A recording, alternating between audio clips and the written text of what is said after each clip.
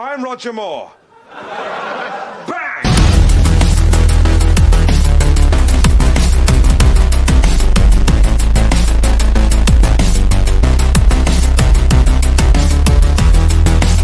I'm here with Jeff.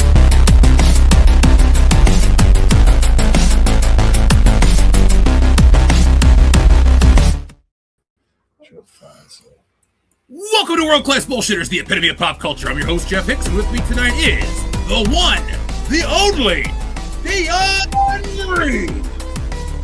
Baby, boys and girls, children of all ages. If you feel that you're having a bad day, make no mistake about it. At least you're not the former head coach of the University of Michigan. Go Green! Buddy, even I'm following that story. Homeboy has messed up big time. And if I'm following a sports story, you know it's a big deal. So we'll talk about that next week when I see you. But folks, we are also joined by American Ramrod coach Kendo Slice.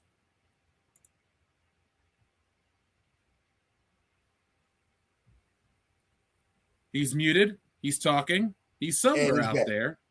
Oh, this is the Chinese dub. Oh my God, you have defended my family. Thank you. You are an honor. I did not mute myself. I don't know why that happened, but like I was saying, I am happy as shit to be here on a Thursday night.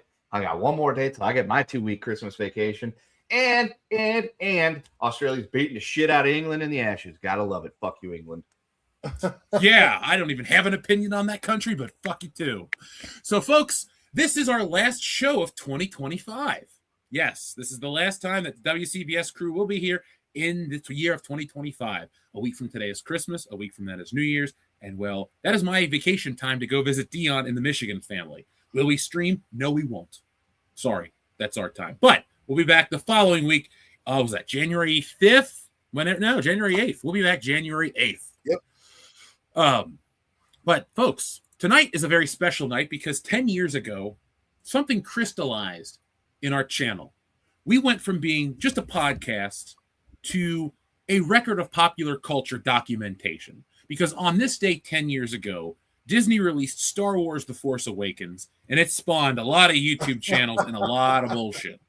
So we're going to talk about that tonight, as well as the John Cena retirement, Rob Reiner's passing, and, well, I had a fourth topic that I completely forgot off the top of my head. So let me pull up the show notes as I'm live on the air because I'm so prepared for this, and remind you that we're also talking about Mick Foley and his WWE decision to leave based on his distaste of Donald Trump.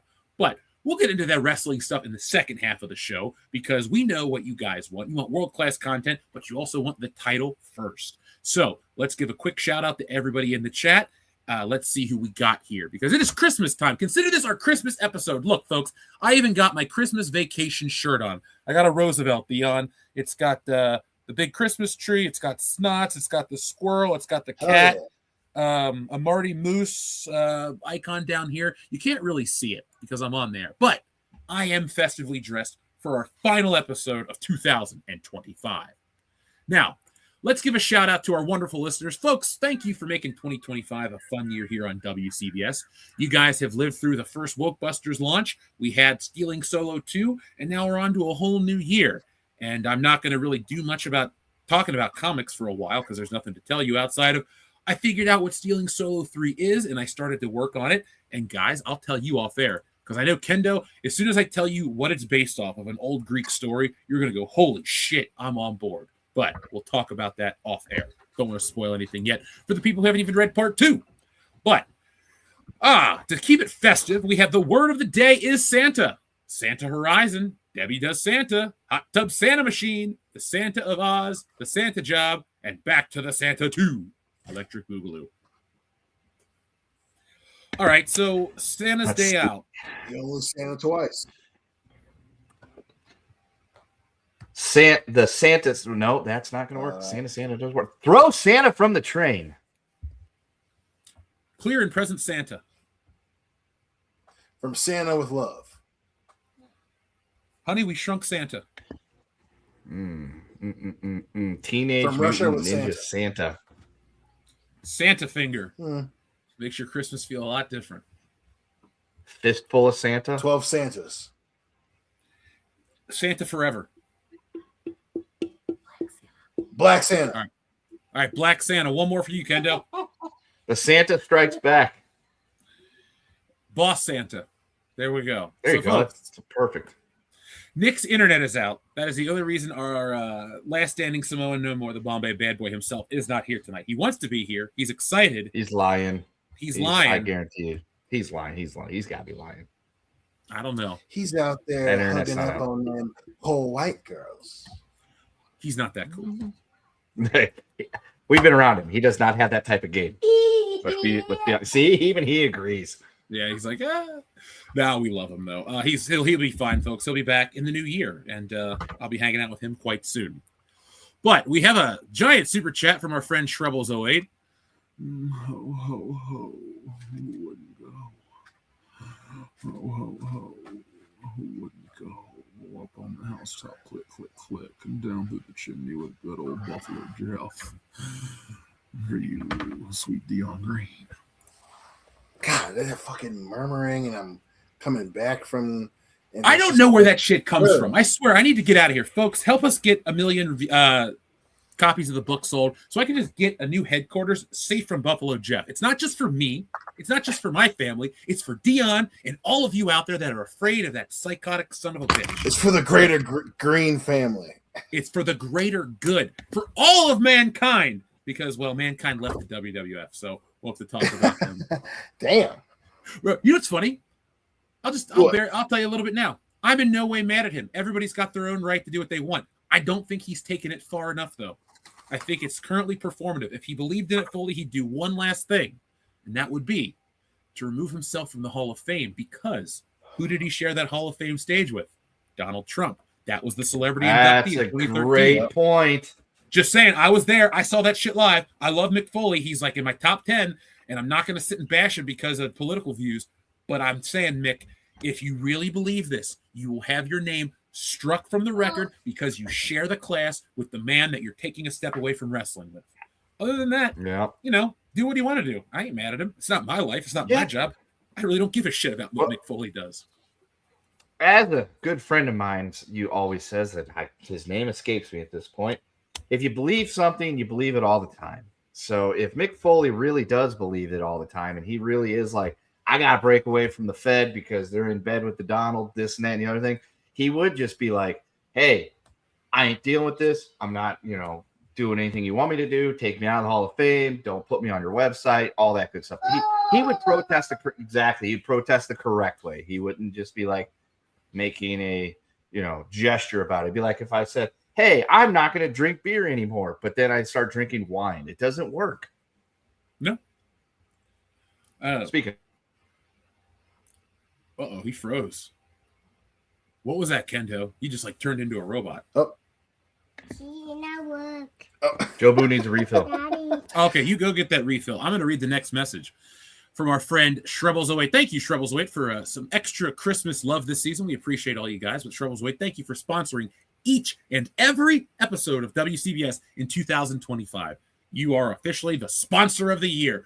But folks, because the way things are working, we are going to have to move into some sponsorships. We've had offers the entire time of this channel. I have had messages, emails, back and forth with companies, but I always wanted to remain commercial free for you guys because we wanted it to be, fan supported, not ad supported. But 2025 was slow and we got to keep the lights on some way. So we're going to have to go that route in 2025. If you guys want to support the channel, you can. We'd love that. But, if Raycon sponsors this show, actually, it won't be Raycon. We're a Beats by Dre podcast. So we're holding out for Dr. Dre. Hey, break him, Stevie. Break him. Shit, I listen to Stevie Richards way too much. That is my new favorite wrestling show, by the way. Have you listened to him yet, Dion? I was just literally listening to him. Yeah, I fucking love Stevie Richards. I was just listening to him with Devin when I got out of work because, he was obviously talking about the latest and greatest events. And I was like, damn, Stevie, I keep forgetting how much you've been on shit that I've seen. Should we try to get his co-host James on the channel? Because I think that guy is way more, not more interesting than Stevie, but he's got a lot of good takes. And we still are in that window where, we can make stuff happen all the time. Well, he's in for. I agree with that. I would say it also helps because he knows just what the buttons to push because he's in actual wrestling fan. You can tell what he's leaning on and what he isn't. And, like you said, he has a lot of good points because, very clearly the other channels that he's a part of and kind of made his own network. This dude is a wrestling, if a motherfucker sat and primarily digested wrestling content, is that dude. Like, he talks like someone who has watched a lot of wrestling. So absolutely get him on there. Plus, he knows, he kind of knows how to get the juices flowing. I like that. We need lots of juices flowing to stay lubricated in 2026. Different 2025 America. Yeah. So we have some requests from Shrubbles08, some buttons. Let's keep them festive. He wants the Die Hard button. It's my favorite Christmas movie. It's many people's favorite Christmas movie. Here on this channel, it's officially a Christmas movie, and there's no debate about it. Because actually, guys, later on, I'll tell you after this, I have a new way to guarantee that Die Hard has always been a Christmas movie. And we'll talk about that in about a minute. Glass? Who gives a shit about Glass? Who the fuck is this? This is Deputy Chief of Police Dwayne T. Robinson, and I am in charge of this situation. Oh, you're in charge. Well, I got some bad news for you, Dwayne. I'm not the one who just got butt-fucked on national TV. Did that play?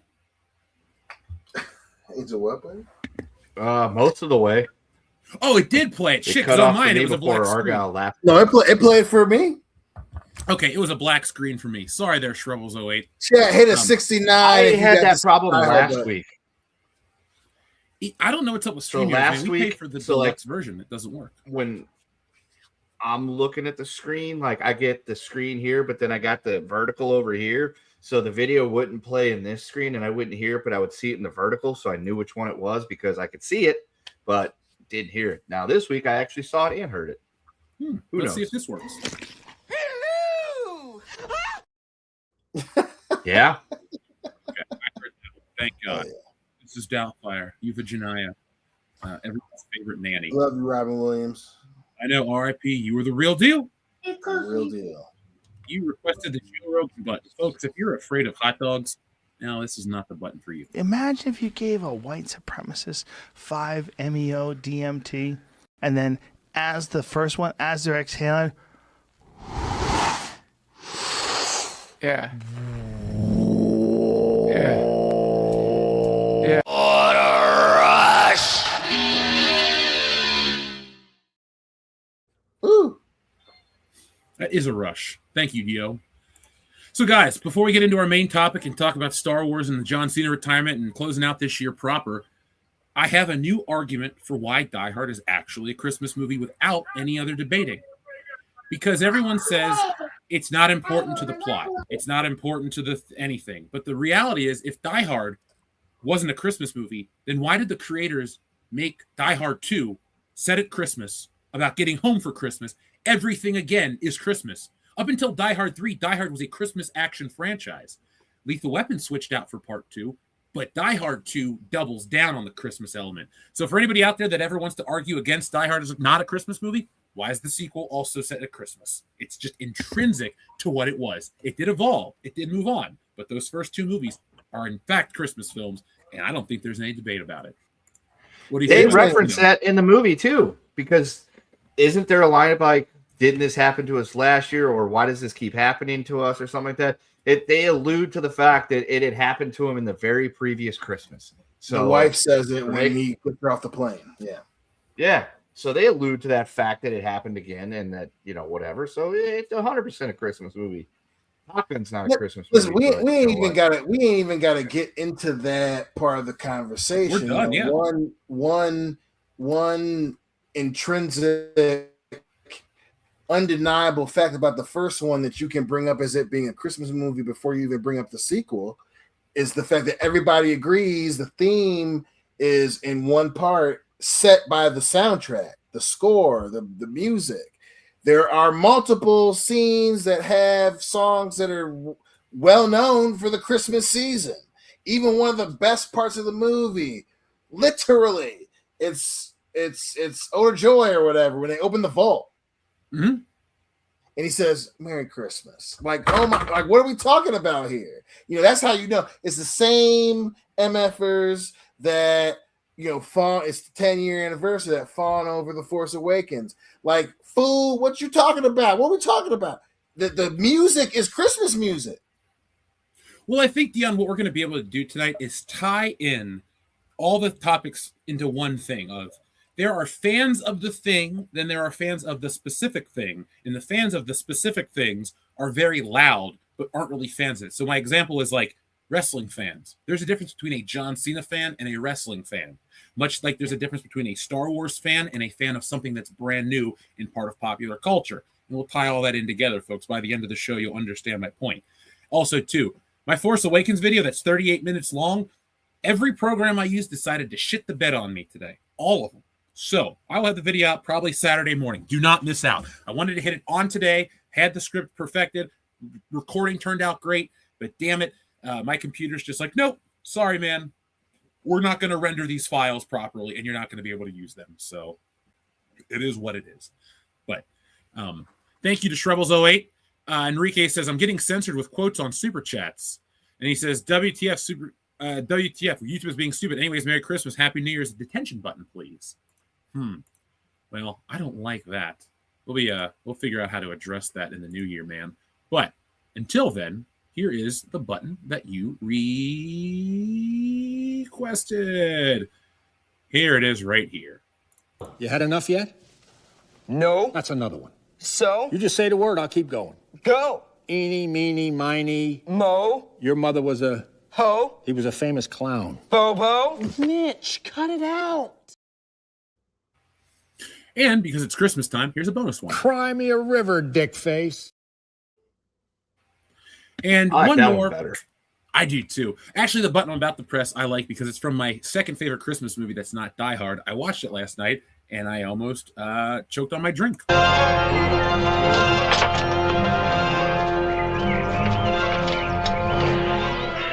Garbage day!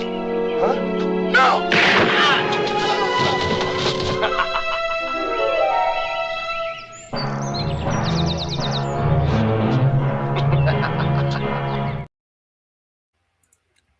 Love that movie. It's so terrible. That was today in my neck of the woods too. Was garbage day, but nobody shot me.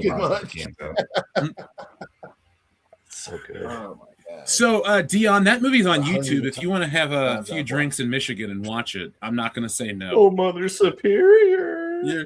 Moo! It's such a. I want to meet that guy so bad. Eric Freeman, we love you. Yeah, we do. Unironically, It's on YouTube.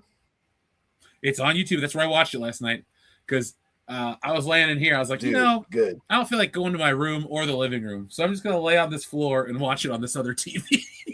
Well, that meme has met the Ute have seen that meme now.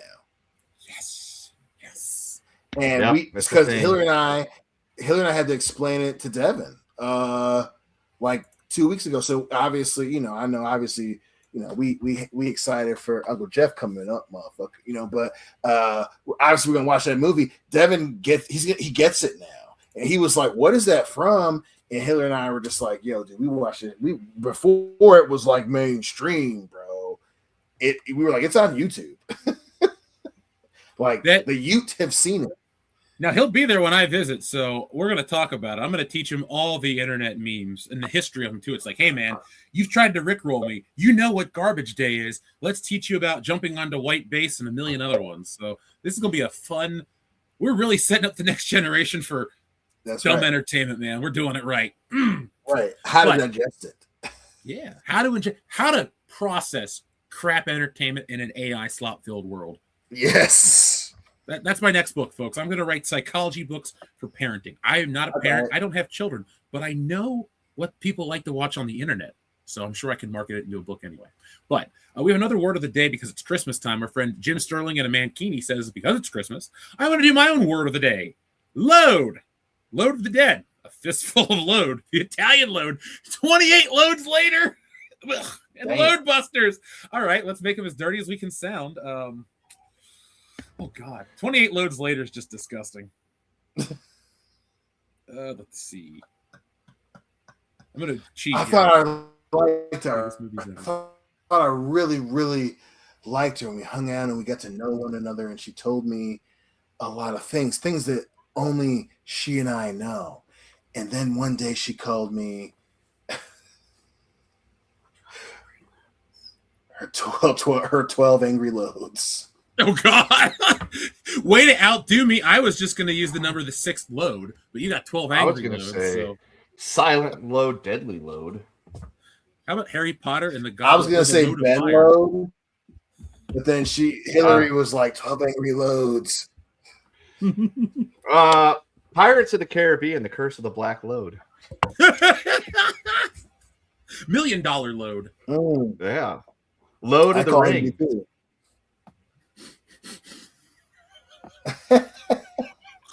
Killed him. We got him. Jeff's down. Jeff is down. That was a great one. I got a better one. You want a better one? Yes. The Taking of Load 1, 2, 3. Yeah. Oh, the Bonnie Blue story. There you go. She got deported from Bali. Put a zero at the end of 1, 2, 3. That's as many as she took in an afternoon. The Load King. The load is not enough. The Last Picture Load. Monkey Load. Dr. Load. 13th Load. Beverly Hills Load. There you go. Wayne's Load. Wayne's Load. Party time. Excellent. Trading Loads. Oh. I know. We all know that time of our lives, don't we? We were working the training loads. Yeah, that's a good one. Fiddler on the Load. I like Fiddler on the Load. Attack of the 50-foot load. All right, one more load title, and then we'll all go. Be honest. Loads in Black. Pink Loads. The Avengers Infinity Load. It's got to feel good for a long time. Channel Dad Brian Lapes listening in the chat. Dude, where's my load? If you got to ask, you might. Pee-wee's Big Load. Ew. That win. Winner. That's the like, we went to jail. Yeah, that is. All right. Now that we've recovered from the dirtiest word of the day ever, let's talk about the 10th anniversary, because we gotta separate fun, dirty humor in Star Wars, because those things don't cross over. People either like one or the other. We're in the rare exception, Dion, where it's like, oh, we'll bitch about geeky stuff and then we'll watch the dumbest crap. But ew, the Load of Khan, that just gets on the screen anyway because that's gross. But anyway, Star Wars, The Force Awakens turns 10 tonight. Now, folks, on October 21st of 2015, the same day Back to the Future took place, WCBS started. We were a podcast that talked about entertainment. We wanted to talk about Marvel and James Bond and anything that was big in the world going on right then and there. But we had decided that we would do a very quick, and let me put this in terms of recency, we wanted to do a very fast review of The Force Awakens. Turns out that we couldn't really coordinate. So it was originally supposed to be more of us. And then my buddy feels like, just wait for me till tomorrow. We're going to do it tomorrow. And I said, you know what? I need to talk about this movie right now, because 10 years ago, I was emotionally gutted.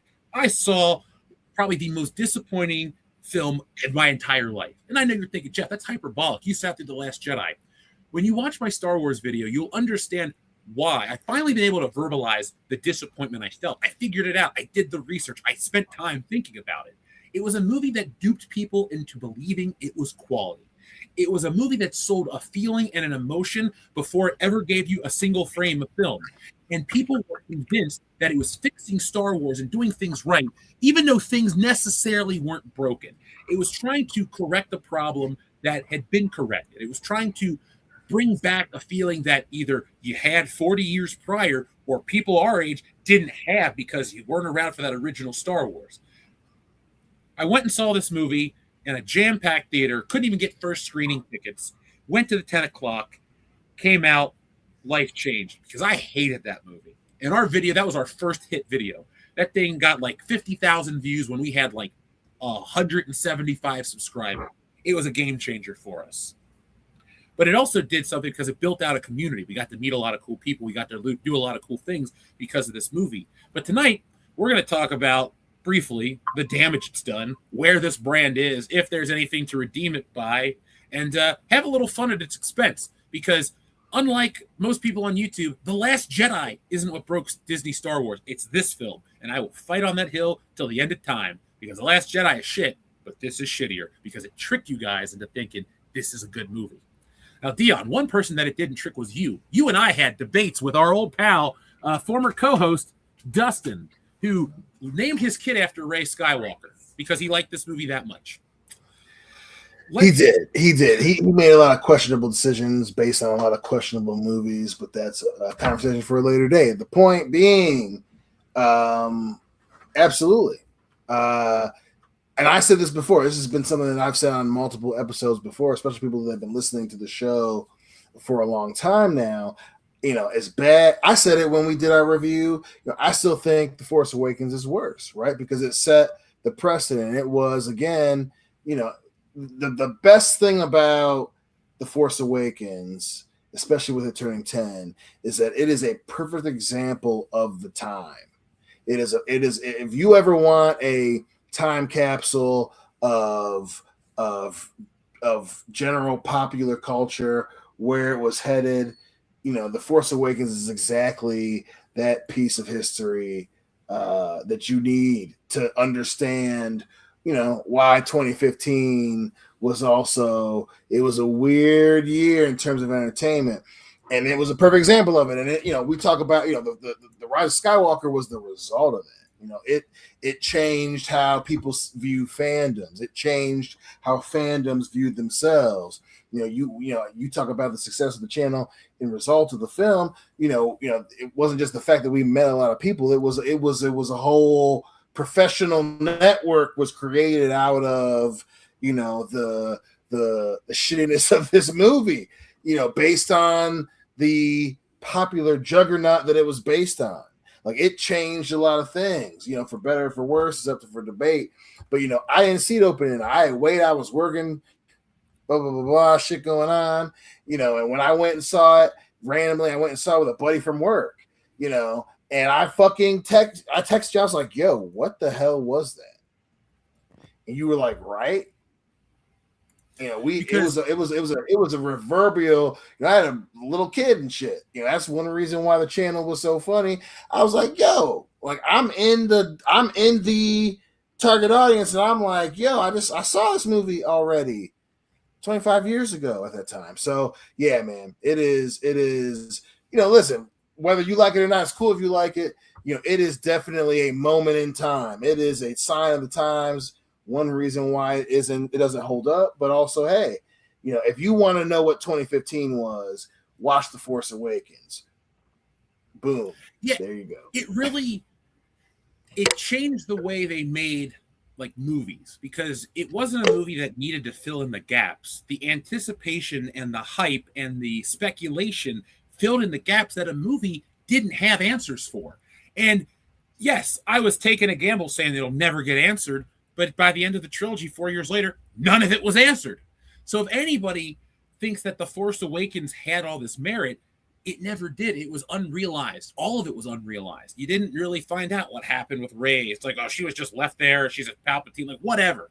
All this crap was so underwhelming and dumb. And it really just acted as a reset button to resell Star Wars to the next generation, which has failed spectacularly. Because say what you want about George Lucas with his prequel movies, it kept adding stuff that added people into the pool. If you liked episode 1 because it was your first Star Wars movie, fine. You probably liked the Clone Wars because that shit was cool. And then most people can agree that 3 is a solid movie from start to finish. Maybe some of the effects don't hold up because of digital technology, and there's a couple great memes out of that film, but it has memorable stuff in a positive way because it's different. This movie is the same movie that we saw in 1977, or if you're like me, 1995, where it was, wow, this is the greatest thing I've ever seen. Let's watch it again. Let's rewind the tape and watch it again. And I just watched people around me with their mouths open, literally crying over recognizable shapes and images, but they couldn't figure out that they're watching a desert planet, a droid with a secret map, an old mentor that gets killed, a masked figure who's on the chase, a cantina full of aliens, a trench run, another Death Star. Like, all of these things were in that movie. And I think it's so funny to go back in the research I did for this video is I was going back and I was watching news clips, which had tweets, and you had John Boyega trying to antagonize people because they tried to promote that it was everybody hated this movie because they were mad that there was a black stormtrooper. And that was the narrative that they were pushing. And it's like, no, I don't give a shit if he's black, brown, blue, purple, cerulean. Like and it's Star Wars. They can be anything. And that was the thing that really caught my attention, because that would be the way that Ghostbusters would be marketed the next year. And that's the way Captain Marvel would be insulated the following year. And it took the world to fall apart and for people to just be out of disposable income to realize that that shit doesn't work. You know, if you're going to make me pay for a movie, it better be good and original. So here we are all these years later laughing at the film. Now, Kendo, you weren't a part of the channel yet. You and I went and saw The Last Jedi together. But what did you think of this film when it came out 10 years ago? So when this thing came out 10 years ago, I did not see it the first night that it came out. I remember not going to see it because I lived in Nowhereville, Missouri, and there wasn't a movie theater close by. So I'm like, I'm not going to go see it. I will go see it. And I ended up meeting up with some friends, drove about an hour and a half back down towards home to meet up with some people to watch it a couple days after it came out. We pre-gamed at the Chick-fil-A in the International Tap House in a place called Chesterfield, Missouri. And then we went to see the movie. And the whole time I'm watching the movie, like, I just remember looking at this thing going, I've seen this before. I know what this movie is. This is essentially the very first Star Wars movie. I saw this one already, much like Dion, like 20-something years previously. It's like, I know what this is. What is this? I don't get it. Why is this supposed to be great? My buddies that I went and saw it with, they were a mixed bag from it was good to I loved it. And I was like the only one like, I don't get it. And then driving home, because up to that point, I had watched videos that were like non-spoiler review videos. And it was all like, oh, this is great. You're going to love it. You know, we get this and this happens, but whatever. So like, I had no idea what was going on. And then I'm driving home. I got an hour and a half. First thing I do is type into Facebook, because I was told no spoilers posted on Facebook. I wrote, I enjoyed this movie the first time I saw it when it was called Star Wars Episode 4: A New Hope. And then that got people pissed off. I didn't know that for about an hour and a half because I did not play with my phone while I drove. Responsibles. But at one point, I was stopped and I looked up YouTube and I found a video. I wrote Star Wars instead of reviews. I wrote rants. And I found this video from this little channel that I don't think anything ever happened to. And I listened to that all the way back home. And I'm like, these guys get it, because we're on the same plane of existence when it comes to thinking about this movie. I don't know whatever happened to that channel. I don't know whatever happened to those people. They probably all fell off of a building. But either way, here we are 10 years later. I've watched the movie a total of 3 times, once in the theater, once when I think I did a watch along for somebody, and then another time when we tried to watch it before we went to try to watch the last. We essentially tried to watch both the movies before we went to see The Rise of Skywalker. We made it through half of this movie and then decided to throw The Last Jedi DVD into the microwave because apparently the people I was with had no idea that you could do that, and it was funny. It was great. It was better than the movie. It was printed on the disc. But at the same time, I'm glad this movie came out because my life has been enriched by the fact that this fucking film exists. Not many people can say that except for, you know, people that are actually financially enriched for it, like Kathleen Kennedy. But my life improved and I met people that I mostly don't regret knowing. So that's a good thing. I benefited from it too, because if I wasn't so angry at how dumb this movie was, I wouldn't have made Stealing Solo, which did change my life in a positive way. It's like people, we just closed out the stream last week for the second one, and people buy that book all the time on the website. I just shipped out half a dozen yesterday. Like, it's a thing that it's such a weird, conflicting position to be in, because I want to be honest all the time. As a person, I have directly benefited from this movie shitting the bed all the time. My life is completely different. This became my job. It's awesome. I love doing it. But as a Star Wars fan and as a fan of cinema, this movie has done nothing but take away. It convinced people beyond the Star Wars stuff that nostalgia is enough. Nostalgia is the movie ticket, and nostalgia can be a script. And guess what? I don't give a shit about nostalgia anymore. Like, everybody's nostalgia is personal, and that's wonderful, and I don't want to take that from you. But like with Ghostbusters, and we're not talking about 2016 anymore, we're talking about Ghostbusters Afterlife. Ghostbusters fans have been abused and will have never recovered. That's the difference between Star Wars and Ghostbusters. Ghostbusters fans will just make excuses and talk about this and that and like want to put themselves in the stories and just keep it going on forever. Star Wars fans said, screw this, we're done. And we have the numbers. This movie made like $2 billion and change. The next one made $700 million less. And the last one barely skirted $1 billion. And you're thinking, oh, you didn't make $1 billion. First off, I don't have 150 people behind me and like $500 million in marketing. If I did, of course I'd make $1 billion. But the Joker movie cost $64 million. It made more than The Rise of Skywalker. This is the steep decline of a franchise that Disney has created. They've taken a lot of people's childhoods and ruined it.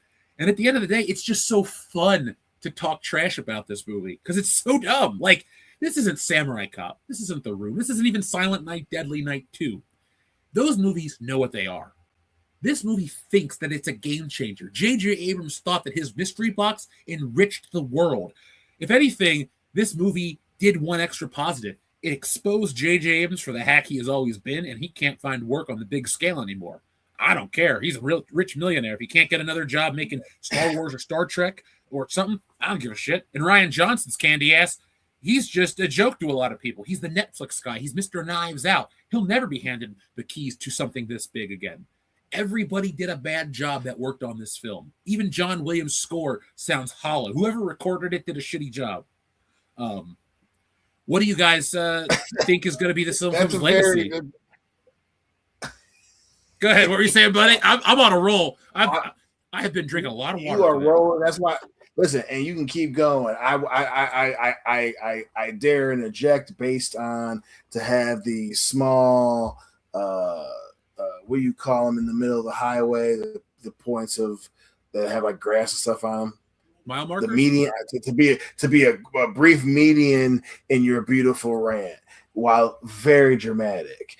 The thing that I love about The Force Awakens is while it encompasses everything you said, it is also the beautiful result of a generation of people who were raised by movies, raised by tropes, raised by movie stars and themes and story structure. We got very perfectly what the ending of Casino was about, when something's taken over by a corporation, and we watched a corporation. Hey, what if we just remake Star Wars, but also not as good?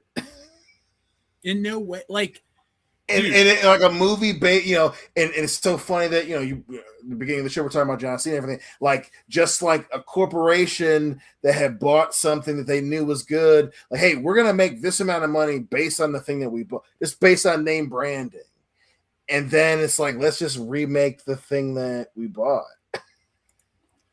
And like people who, and that was, and besides the whole thing about Rian Johnson, blah, blah, blah, blah, I'm sure, maybe one day, especially in, the dude might one day make something that I actually enjoy.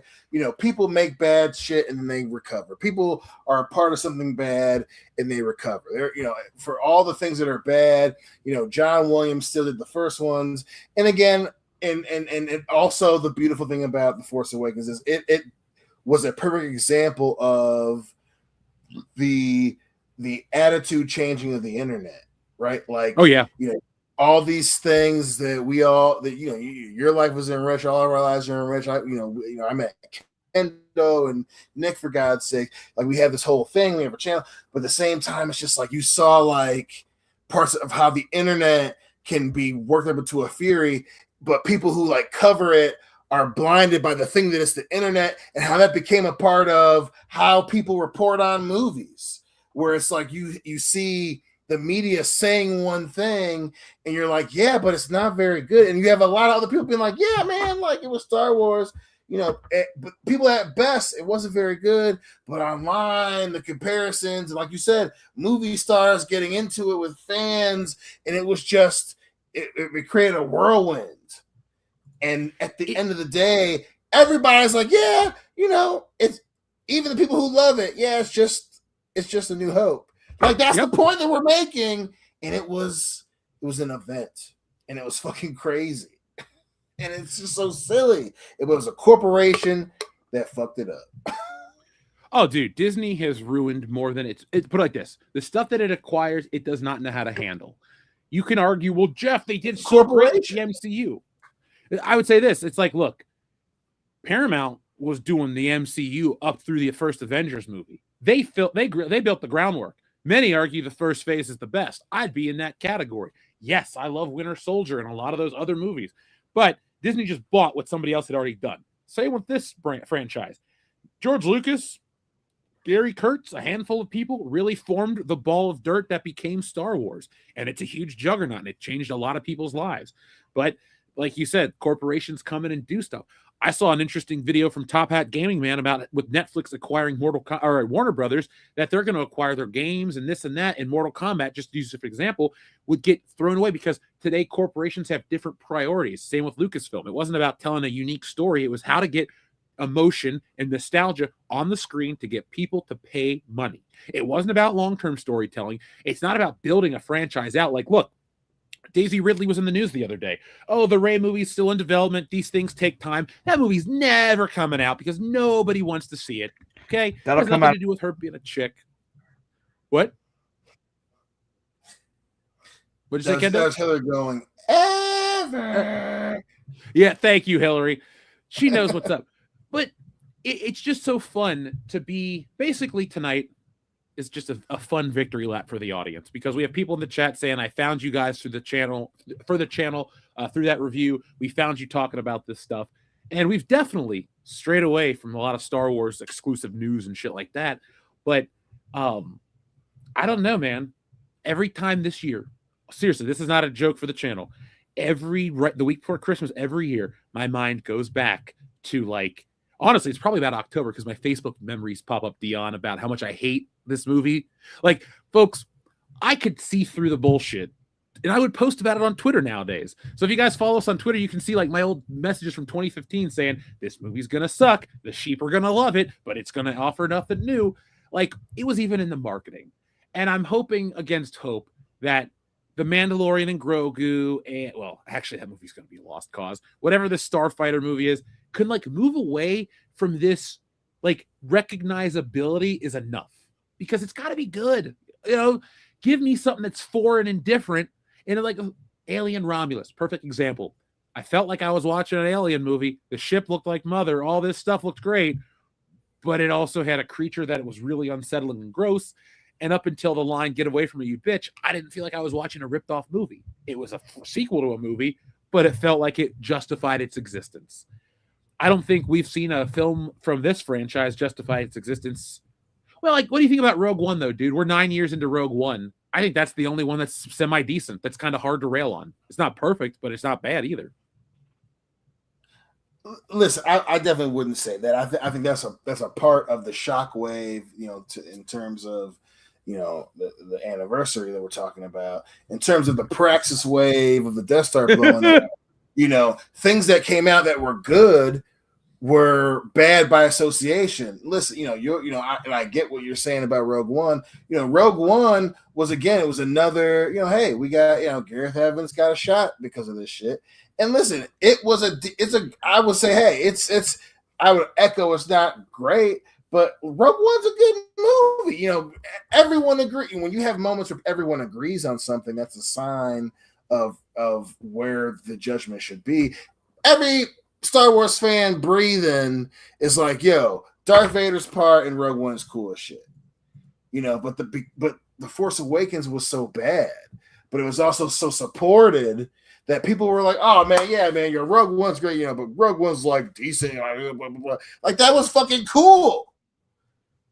You know, you have characters that are, you know, Andor, you know, it's kind of boring, you know what I'm saying? But that had a whole branch off. It was a character that was cool. Like everyone, even though Andor ain't great, we have a character that's in Star Wars, that's recognizable, that everybody liked. And some of that shit is overshadowed because of how formulaic The Force Awakens was and how much of a copy it was. But you had all this other shit attached to it that just changed how people view and review, more importantly, how people review the movies they see. You know, it was just like, damn. They don't even review it, the movies anymore, Dion. They give movies like I'm agreeing with you. They don't really review a movie. They give it a positive benefit of the doubt. Either they're paid or they're just stupid. Like there are a lot of people. The one guy that cried, "I've been a fan for 5 years. I put in all this time." And like, look, all those people from Collider and Screen Junkies and all that stuff, they just made excuses. Even Red Letter Media bent over for fucking The Force Awakens. They had to make a second review. Like, I unsubscribed from their channel back in the day. I was like, seriously, you guys that ripped on the prequels that tore them apart surgically kissed this movie's ass? It was fun. It felt right. That was the thing. And back to your point about reviewing, people don't review movies. They feel a certain way, and that's enough. Like Siskel and Ebert may have been out of touch for a lot of shit, but overall, they were better reviewers. They're a better class of reviewers because they're educated and they just were better. They wrote for watching it as a movie. It's a movie, right? Yeah.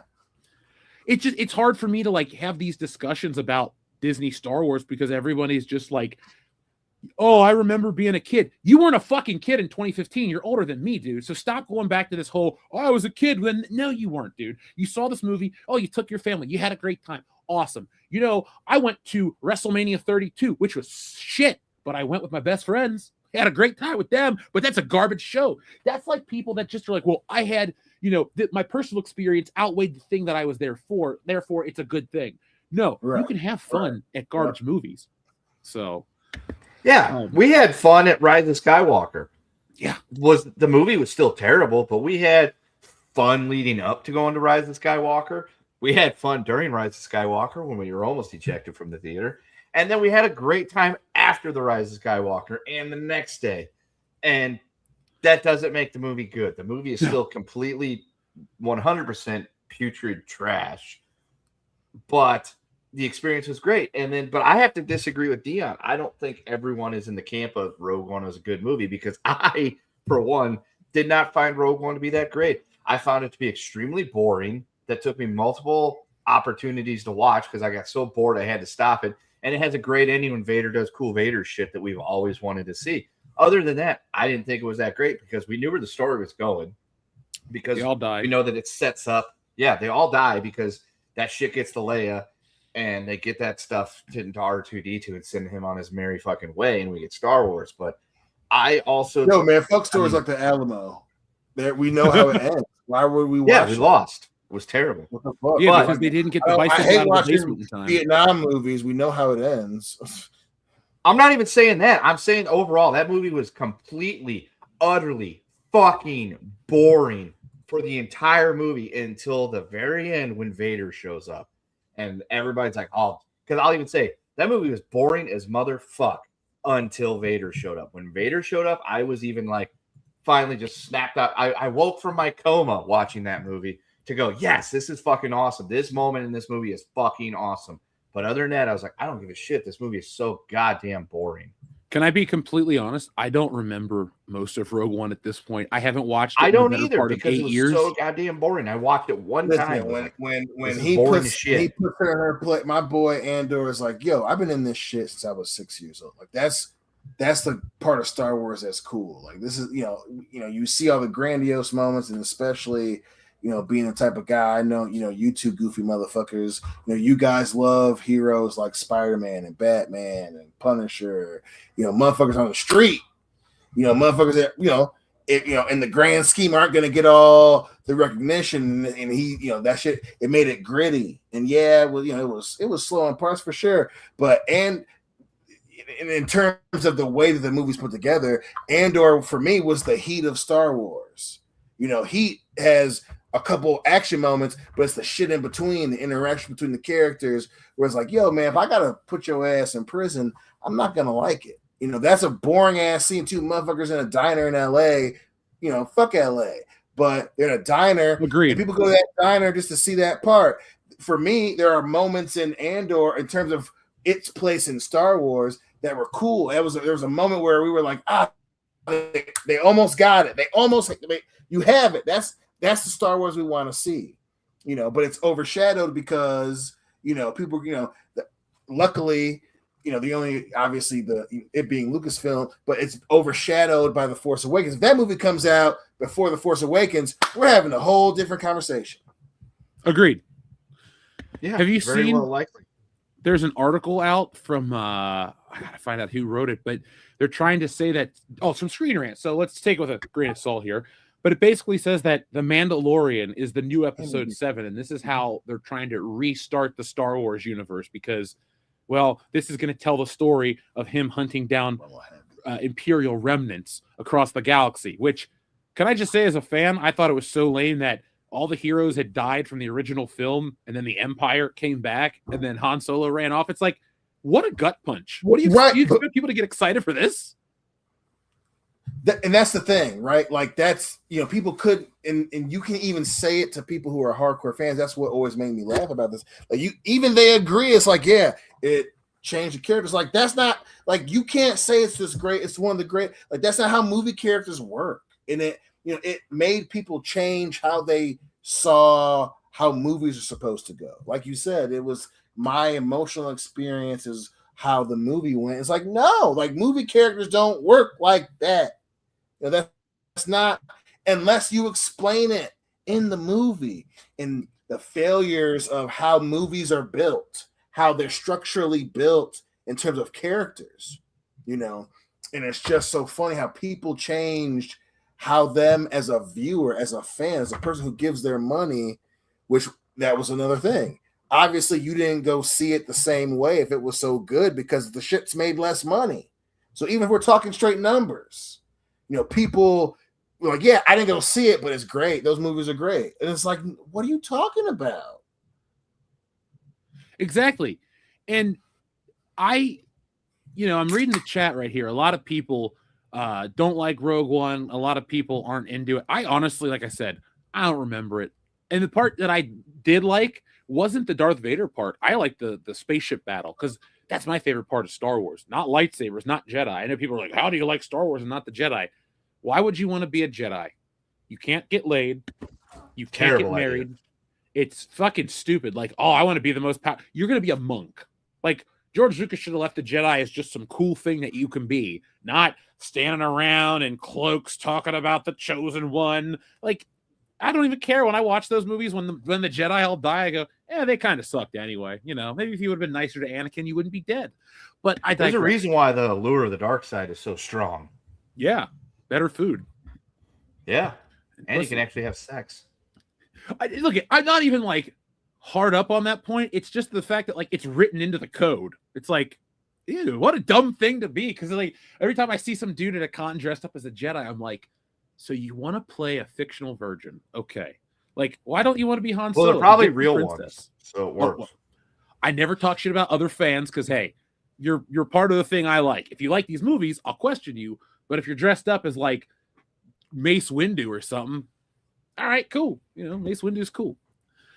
A lot of people in the chat, though. That's that dramatic thing for me. I will agree that, buddy, we're on the internet. The new movies sullied what being a Jedi is, right? Partly because they were written so poorly, right? George Lucas cracked it. Disney Lucasfilm broke it. That being said, there was a time where being a Jedi was cool. Like obviously, yeah, like if you can put up with, squeeze on a lady, you can still fucking pull your weapon into your hand, and it's a laser sword, and you can fucking use the Force. You know what I'm saying? So there was a time, that again speaks to the issue with the Force. We're going to change how people saw the material itself. People, that's why I was like, still, like, don't get me wrong, they done fucked up the character and all that. Luke Skywalker is still my favorite dude because, farm boy out of nowhere, blah, blah, blah. Boom, I could pull shit into my hand and think about my dad. I got a laser sword. That shit was cool. Like, you can't tell, oh, yeah, being a Jedi. People change, obviously characters, but characters that were cool were made shitty. Like, oh, man, now Yoda's this, moping dude who, like, there's another version of him, and then everybody's all baby now. But there was a part where that shit was cool. And that's always been, and it created my baseline for how a movie is like, people will like it as long as things are cool. Like you want to spend your money on it. If something's cool, you think it's cool, you want to spend money. I'm not spending money on, now we got to, you done fucked up how Luke Skywalker is. I'm going to watch stuff when being a Jedi. Also, man, I got a black tunic on and a leather glove. I'm going to whoop your ass. That was cool, son. Luke Skywalker is still cool. I'm talking don't tell me different. I'm talking like episode 1 through 3 Jedi. Because as a kid, I wanted to be Luke Skywalker too. It's when you learn about them sitting around the temple all day in fucking robes, just bitching about stuff. Like they're on talking the View. to the conehead guy. Yeah. What about people miss out on what the message was, right? Like people that are holier than thou, you fail because you're holier than thou. That was the point that people miss out on, which was one reason why the whole gray Jedi thing, collapsed in on itself. The whole, they came out the news that you mentioned it earlier with Daisy Ridley, and it's in production. It's like, but y'all been saying that, and it's not getting off the ground. Because it's not a reflection of the characters that they made. The point of Star Wars wasn't like, Jedi are cool and they come back and whatever, but they fucked up. Like that was the great, even though the prequels weren't awesome, but they fucked up. And it allowed you to be critical of what the thing that you wanted to be. You don't want to be the Jedi that fucked up. You want to be the Luke Skywalker Jedi. And they fucked that up. I'm looking at the chat. I'm loving the conversations we're getting. Because, see, folks, this is what we want out of you guys. We want you to get engaged and involved in the chat. Hit that thumbs up button. We had great numbers on Tuesday night. We had 800 people here to talk about Marvel leaks. We'll give you some more hot topics, but get involved with tonight. I'm reading your chats right now. Shout out to guys like M Power Warren, Sly C, Ritasaurus, Blood Terror. Remember, at the end of the day, we don't really want you to just blindly agree with us. We're not one of those channels. It's not if you're not with us, you're against us type of thing. It's I don't know, it's fun to debate this shit. So we're always going to tell you what's up right now, how we feel, and we want to hear what you think. So never hesitate to tell us if you disagree. Tell us why you disagree too, and we'll talk about it. We don't make fun of you guys for having differing opinions. Spirited debate is a great thing. Yeah, man, it's more entertaining than the fucking movies we're talking about. Can't believe it. Like the funny thing too is who was it? Forbes. I got all these places rattling around in my brain today. I've been busy. Somebody wrote an article about Star Wars in the social media era and how if the old Star Wars came out, it would be derided and poorly received because of social media. And I don't get why 10 years on, they're still making excuses. Like, is Disney is the taste of the teat that sweet that you got to just keep going up to suckle on it? Like, you can't fucking stop? Because that's all I get from articles like this. I tell you this, doing the YouTube stuff from 2015 to about 2019 definitely changed my perception of internet reporting to where I don't trust Screen Rant. I don't trust the Mary Sue. I don't trust half of these places. They're all owned by the same company anyway. Comic Book Resources. I don't trust them because they never give an honest, genuine fan opinion. They give you the safest form of criticism, meaning there is no criticism. It's, this is great. The fans are wrong. They try to make it a right versus left dichotomy. They try to make it angry men or Russian bots. Like, we lived through all this crap and we're laughing at it still. Thank you. It was a herald of the hunger for Galactus, right? Like, they themselves don't believe it. Maybe, who know, but it was, I'm gonna say my review is gonna be as controversially safe as possible, right? Like, it was, you have critiques that they wouldn't levy against other projects, and that's the same reason why I'm in the same boat as you, right? It stopped being objective, it wanted to be infamous, and that's what fucked up a lot of, not just for obviously Star Wars, but a couple years after, Marvel movies and blockbusters in general, of how they're reviewed, and it changed that shit. It started with The Force Awakens, man. Those Disney tentacles run deep, dude. Mm-hmm. It's so crazy to think just how much that one company is able to not just change the entertainment that gets made, but how people talk about it. But do you guys think that that's kind of still the case? Or do you think we've kind of moved past let's say streaming has taken over movie theaters. There's no collective shared experience. A good review online isn't going to get people to the theater no matter what. Do Do you think that kind of control will be maintained, or do you think they'll lessen or lighten their grip and just not care anymore? It's definitely the first one, especially with the streaming wars are in full swing. We're watching volleys back and forth between streaming entities right now, and it is definitely the first one where it's like, everyone knows kind of what the baseline is, where it's like, the small financial bump you get from something being controversial is not what it was in 2015. You cannot sully up $1 billion movie like you can with the Force Awakens, because that was Force Awakens. You can say it definitely was. It was in that group of some movies they'll do $1 billion based on brand name, but that sequel would just it would fall, and it started with the Force Awakens, and I think especially with Warner Brothers is now a property of a streaming service. We are in the full swing of the streaming wars, and it is going to be we're going to see a lot of these. Depending on brand names, we're gonna make $1 billion just because it's the name brand of this thing.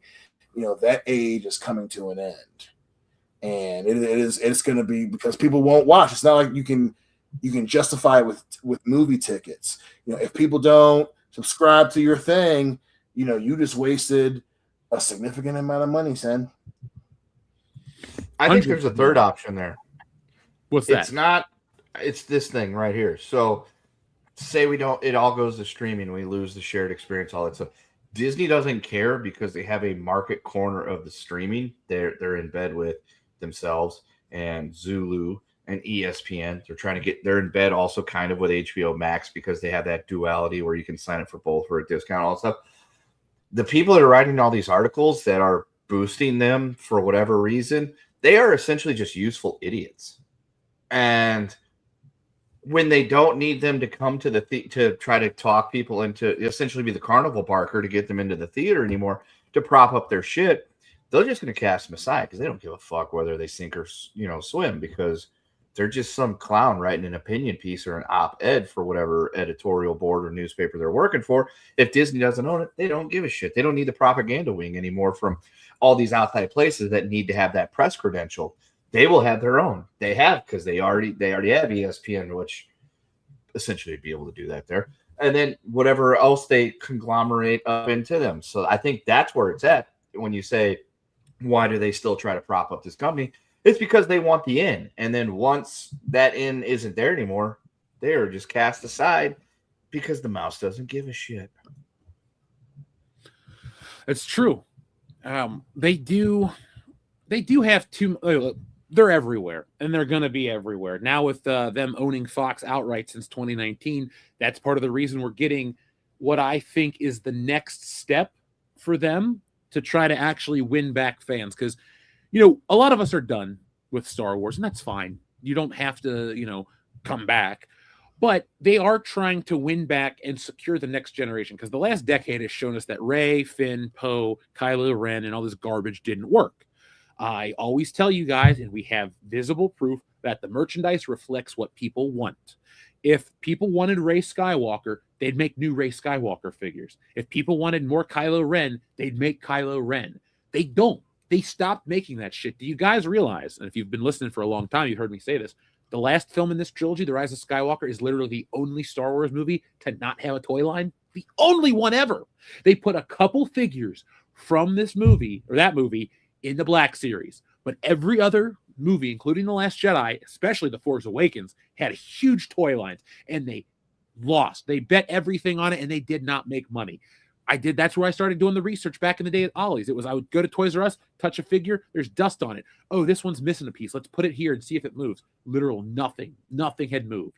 But my point I was getting at is they're trying to win people back. 2027 is supposed to be the 50th anniversary with this super duper remaster that does exist. I've seen footage of it. Unless somebody has faked all of this shit, which is far more elaborate than anybody could do with, over-the-counter AI tools. But Dion, in 2027, are you okay enough with Disney to go see the actual A New Hope in theaters?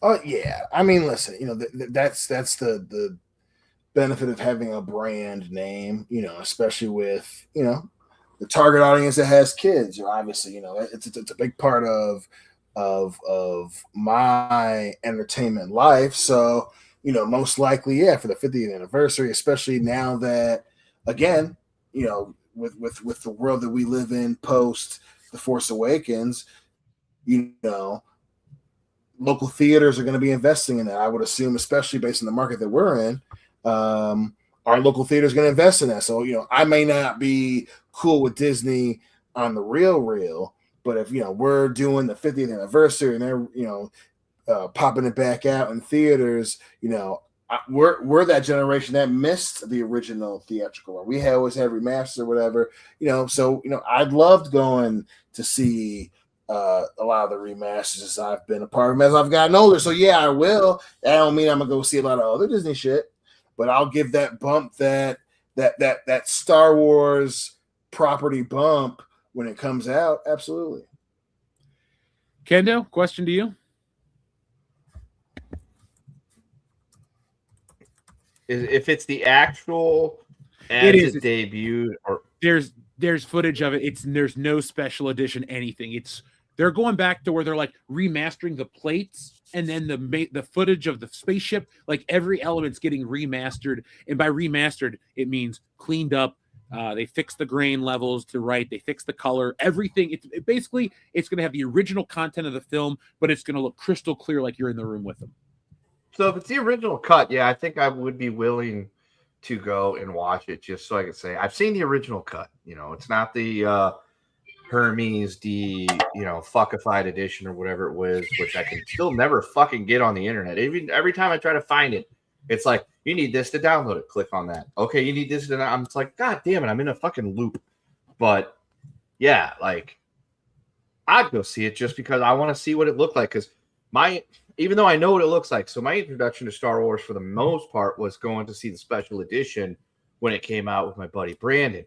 But he had the VHS tape of the original movies, so we would watch those, and then we got the special edition trilogy when it came out. So we saw special editions in the theater because he was into that and his dad was into that. And then I saw the original. I don't know if it's the theatrical one, but I had watched the original VHS versions of it countless times. So I get, as long as it's whatever they showed in 1977, I would like to see it just to see what it looks like and how different it is. And the whole time I'm just gonna be like, oh yeah, that wasn't in the special edition. That wasn't in the special edition.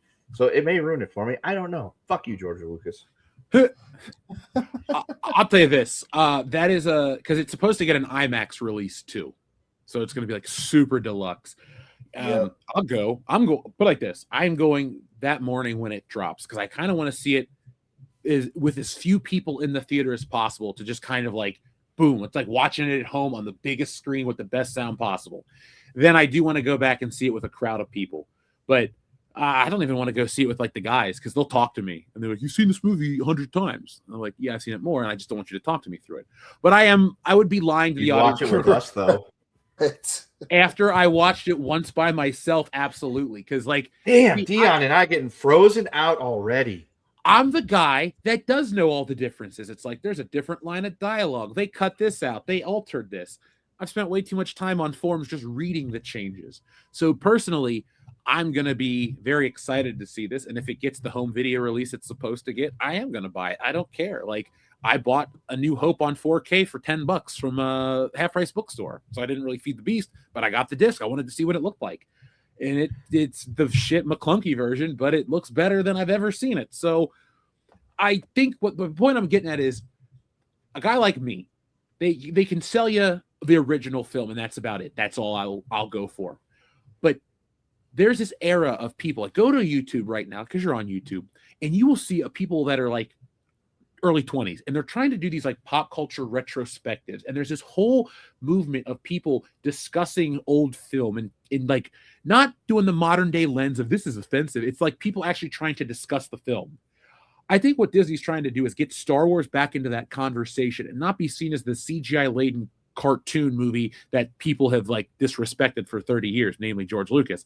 I do think this is their attempt, and it's the last attempt, because if this shit doesn't work, it is done. Like, if you can get people hooked on this original and you can milk it and do stuff adjacent to it forever, I think that's your only bet.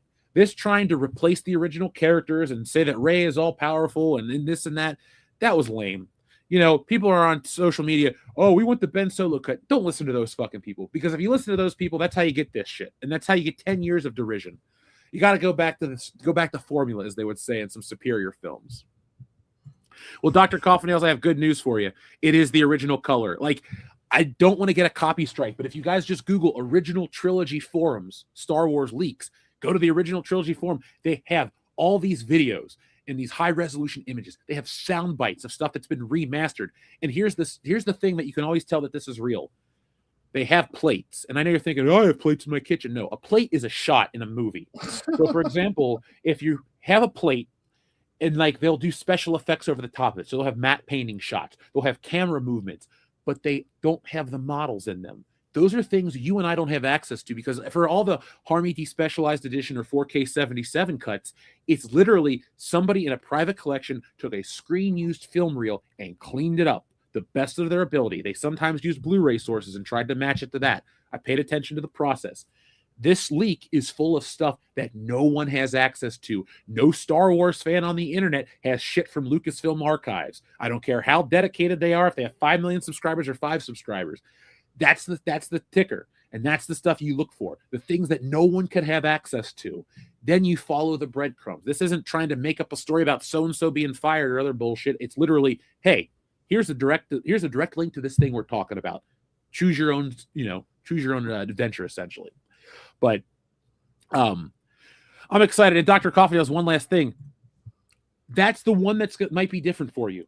This is one of those, it's a remaster. It's a restoration, but it's to fix any mistakes too. So for like some people, I want the matte boxes and the lines. Those aren't really meant to be in the movie. So those won't be in the movie, hopefully. Like shit like that, there's a difference between special edition changes and restoration cleanup. It's like if they remove wires in a film in a later release in high definition because you can see the wires. But that's how it's meant to be seen. No, if they wanted you to see the wires, they wouldn't have used the filament they used. So be prepared for like, oh man, I remember R2-D2 being black and white or out in outer space, or like when R2-D2's leg jumps, like they fixed that shit because that was a mistake. But the stormtrooper hitting his head, making the sound, that's gone. All these color changes, it's back to the original. It looks really, really good. So, thank you for being reasonable, because I had a discussion with a former YouTube friend of mine, and he went on and on and on about some shit, and I was like, you know what? We don't need to talk anymore. It was a really stupid conversation, which started with, hey, man, what do you think of this? I'm pretty excited. And it was like I said something about his mother. I was like, whoa, dude, you and I aren't cool anymore. So you might as well say something at that point. Get your fucking money's worth. I know. I handled myself like an adult. I said, I don't like the way you're talking to me, and I exited the conversation, and well, he ain't my friend anymore. So that's over a fucking Star Wars movie. I know, right? Look, we don't stream with these people. I don't give a shit. So fuck it. It was definitely not him, because I don't talk to any of those people. But is there anything else you want to say about the final, the 10 years of Star Wars? It didn't really bring us anything positive besides us together. Yeah, I mean, it brought some positive characters, and then other than that, that's pretty much it. Dion, you can go fuck yourself with that positive character things. You know your life would not be the same without me. Obviously, I said positive, not the best parts of it. You know, you obviously, I'm glad I got you from sequel Star Wars. It wasn't that bad. I got Kendall out of this shit. Shit, it wasn't that bad. Yeah. Who else would you be commiserating with regularly about during the workday?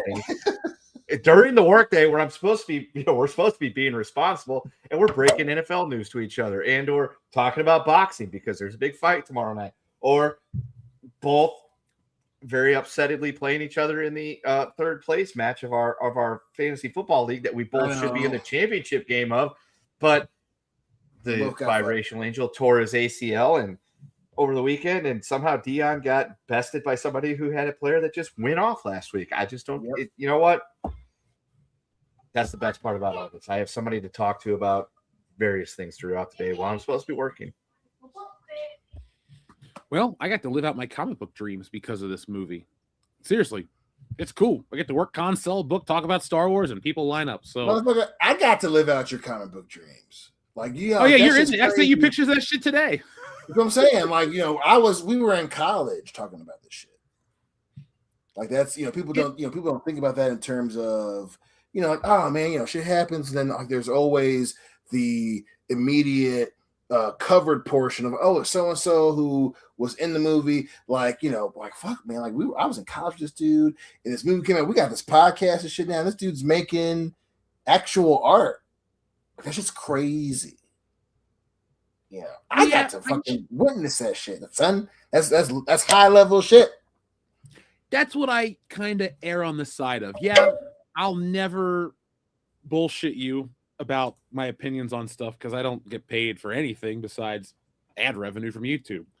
But it did change us in a lot of positive ways. It brought us closer together. It made new friends. Channel Dad Brian Lapes in the chat. He's a lifelong friend. I know Enrique from the channel. Out of it. Yeah. Like I said, it was such a fun time to be alive. It was exciting. It was new. It was different.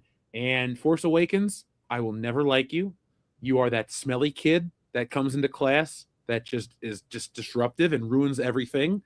And so I don't want to deal with you. But in 10 years from now, I still won't like the film. And 20 years from now, still won't like the film. Dion, it would take either coercion, physical harm, or like some Clockwork Orange level shit to get me to watch these movies again. I'm not being, and that's not even being hyperbolic. Today when I was working on the video, I thought, do I ever want to watch this movie again? And the answer was no, very quickly. No, I've 2.5 times for this one, 2 times for The Last Jedi in the theater with you, and then we watched it again to commentary it, and then I watched Rise of Skywalker once with you guys, and that's the only time I've watched it. And I don't ever intend to watch any of this stuff ever again. People could be like, dude, watch it again after so many years. It could change your perspective. I don't think it will. You know why? Because I already know it won't. It's the same movie. Like, Kendo, you're not going to did the movie change? It's going to be different. Did the movie change? Is there a different ending? Like, did they go, you know, it's like, no, there's no reason I should ever watch any of this stuff ever again. I will not watch Rogue One again. I might watch the first season of Mandalorian again because that was actually pretty good. Yeah, I don't have as many problems with like the second and third season do fall off, but that first one's solid. Like that first season was great. Yeah. Probably going to review the movie because, you know, that's what we do on the channel. Review movies. Yeah. Did I like Sean Harris? Hell no. Did we go see it? Hell yeah. I think you guys are describing exactly, you know, my thing too. It's like, am I willing to spend money on something, right? And whether it be for the channel or be for my own personal desires, I might use it to make a move on the wife. That's neither here nor there. Like what Mandalorian Grogu, like I'll take the wife on a date and go see that and maybe get laid afterwards. You know what I'm saying? If there was ever a Rey trilogy, I know, because even the wife's like, no, if that's a thing, we're not watching that. That shit that sucked. You know, so yeah, it all depends on, am I willing to go check this shit out? And that's where I'm at with Star Wars. You know, old shit I'll still obviously watch, but new stuff like Grogu is scratching the surface just based on the seasons that were decent. Yeah, I see. Star Wars always falls off for me when they introduce the cutesy shit. It's like, yeah, we've always had like the Ewoks for the Ewoks. I don't like them, but whatever. You got to sit through them. I wish I didn't have to. They were what was wrong with Return of the Jedi. Like, don't keep doing it. Yeah. You know? My favorite story recently is I saw some documentary with George Lucas on it, and he goes, oh, I'll tell you what it is. It's the THX documentary on Netflix or Disney Plus, and he goes, you know, back when we did the original Star Wars, everybody hated C-3PO. And the guy who's making the documentary, who is the designer of Star Wars, is Joe Johnston. He directed The Rocketeer and a bunch of shit. He goes, George. He like stops. He goes, George, nobody complained about C-3PO ever. And he goes, oh, well, and then he goes to the Ewoks. Like, I love how people have tried to retroactively create critiques of old movies to make the new ones look better, too. It's just a weird system we live in. No one ever complained about C-3PO. Yeah. Ever. We might have called him gay. Well, listen, you we can never complain about him 3PO in his role of, and that's the thing about, it changed how nerddom was, right? Like people who were actually fans of things, especially if they were geeks or nerds, you had characters that were annoying, but you still loved them in terms of the thing that popped up. You were like, yeah, man, that's my boy. But when you watch it, you'd be like, I'm loving being like, yo, shut the fuck up. That was what people that were complaining about C-3PO when the originals came out. They weren't saying it was a bad character. It was the character that it was designed to be, the person that caught up in the shit that needs to be rescued, and people genuinely enjoyed the annoying character, not what the sequels became, where characters were just annoying to be annoying, or they were copies. Yeah. Tell me that was the issue. Wasn't he was the annoying android, but we needed him because he was very useful as well. He was the interpreter. Yeah, so he was rescued and saved because you had to have him part of the group. Yep. I unironically like 3PO. Like every time I level up my Star Wars collection, what I do, folks, is like if there's a new scale or a new style that's worthwhile to me, I always start with Han Solo and Chewbacca, and then I work my way out. And C-3PO is always a part of that. So you have seen, it's $700 now in my local Oriental figure store, but I got that shit when it was $500. You see my $500 C-3PO 12-inch figure. It's a real beaut too, Clark. Yeah, and for Christmas I always replace the battery. That's part of our Christmas lights. Is my C-3PO figure. I fucking love C-3PO, but when I'm watching the movie, I'm like, man, shut the fuck up, C-3PO. You're so annoying. I think it's hilarious when he gets blown apart in Empire Strikes Back because it's dramatic tension. Yeah, and then fucking Han's being tortured while Chewie's trying to fucking solder his ass back together. It's fantastic. Pokemon fan 187 says Ewoks equal minions. I disagree. Ewoks are dwarfs in teddy bear costumes that are annoying as shit. Minions are actually kind of fucking entertaining. I have not watched a Minion film. I was so glad that you didn't like that. Oh my god. I have, because the kid loves Minions. We've watched all the Despicable Me's. We've watched the Minion movies, and there is actually some entertainment value in the Minion movies. I have laughed at some of the silly shit the Minions do. You biased son of a bitch. They bought you off. They used Patrick to get to you. It's not your fault, yes, Patrick. I love you most. I don't know which company is in charge of those movies, but yes, bought and paid for it right here. Oh, people in the chat are bringing up Solo: A Star Wars Story. I forgot that movie existed, and that's not even like it was awful. Yeah, that's the one that's okay. That's the one that's like barely okay because to your earlier point about the retroactive changes. Oh, you're Solo.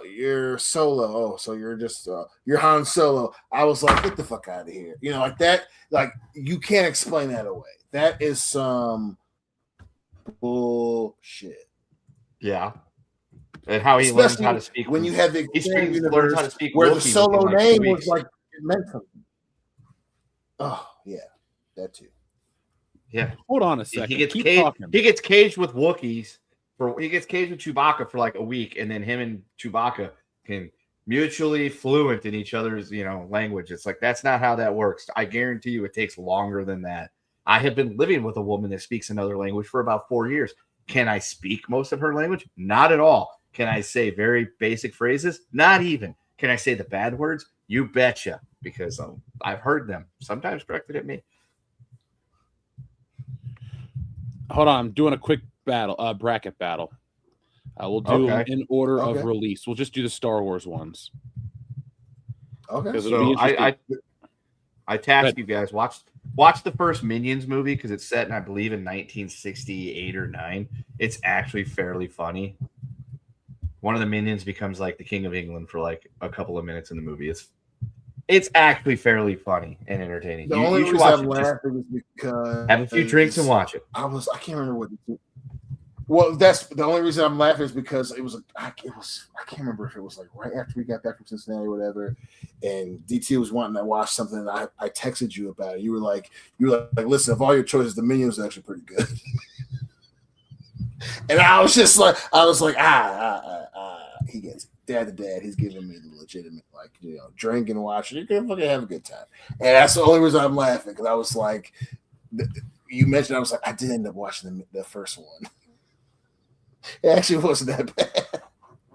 Told you. Now, I got this for 12 Star Wars movies. Am I missing one? I got all 3 trilogies, Rogue One, Solo, and the Clone Wars film. Am I missing anything? Not that I can think of. Okay. No. Because that's all the theatrical releases. Just doing movies now. Yeah.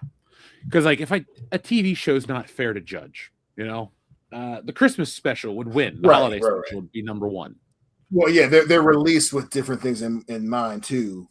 Money, you know what I mean? Okay, let's start the tournament. So let me get this up on screen for everybody. Folks in the chat, you are the 4th man, the decider, the 4th bullshitter, if you will. So please join us in tonight's bracket battle. Now, because we have an odd number, or not an odd number, because of the number we have, certain movies are getting a bye. Like the original Star Wars is getting a bye, which that's fine. It's probably going to make it pretty far in this tournament. But we'll start with what we can actually bracket battle. That's why we've never done a Star Wars episode, because it just doesn't fit. This is hard. We're going to start off hard. What is better, Rise of Skywalker or Last Jedi? You asshole.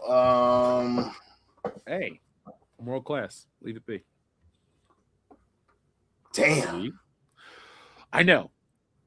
Now we're going to let the audience is saying it's tied. We got a Last Jedi. We got a Rise of Skywalker. Folks, keep voting right now. I will tally up your votes no matter what. Well, you guys think. I'm going to say so which one of these two is better? Yeah, like gun to your head, you have to watch one, like, or at least give a compliment about one. What would it be?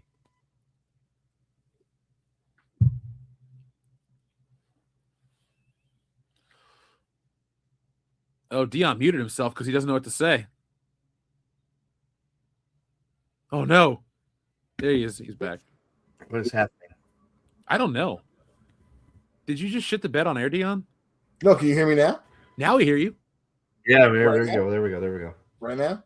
Yeah, now. That was weird. Yeah. All right, yeah. cool.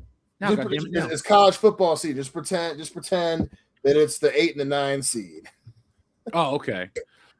Well, I did understand that reference. I'm gonna go ahead and say, of these two, which is better? Rise of Skywalker, because it's stupid.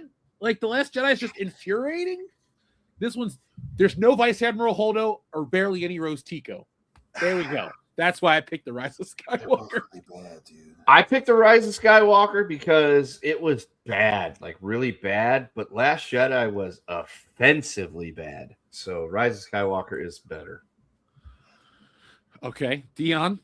Dude, god damn, this is really hard because they're just bad movies. I'm gonna say The Last Jedi because it at least was better at its version of copying its place in the trilogy. It did a better job of trying to copy Empire than the Rise of Skywalker copied Return of the Jedi.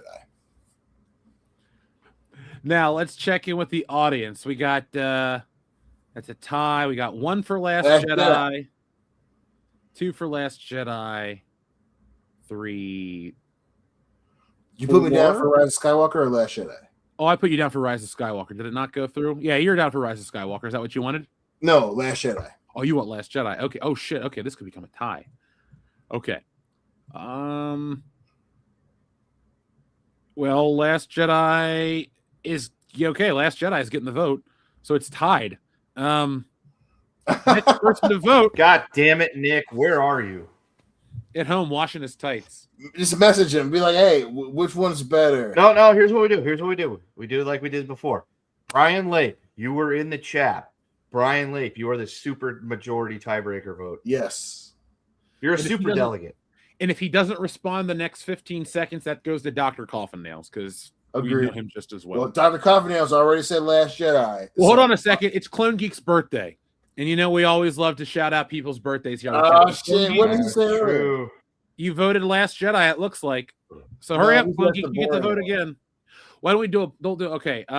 Put a new one in, Clone Geek. Clone Geek, put a new one in. Yeah. Tell us your choice. By the way, if you wonder why we don't do polls in the chat, we run through StreamYards. We don't have access to doing polls in here. So, all right, Last Jedi. All right, Last Jedi moves on. Holy shit. Way to go, Late. Okay. Tale of Two Clones. What is better, The Clone Wars or Attack of the Clones? My man, Clone Geek was just like Last Jedi. He was like, fuck it, I gotta fucking shoot myself in an appendage, Last Jedi. I know, right? It hurts. My man, he was straight to the point. Last Jedi, fuck it. Okay, so what are you guys voting for? I can see a lot of Attack of the Clones. So the audience I'm is voting for the Attack Clone of Wars. You're going Clone Wars? Ooh. Isn't that the cartoon TV show? Yeah, I'm going Clone Wars again. Agreed, Clone Wars.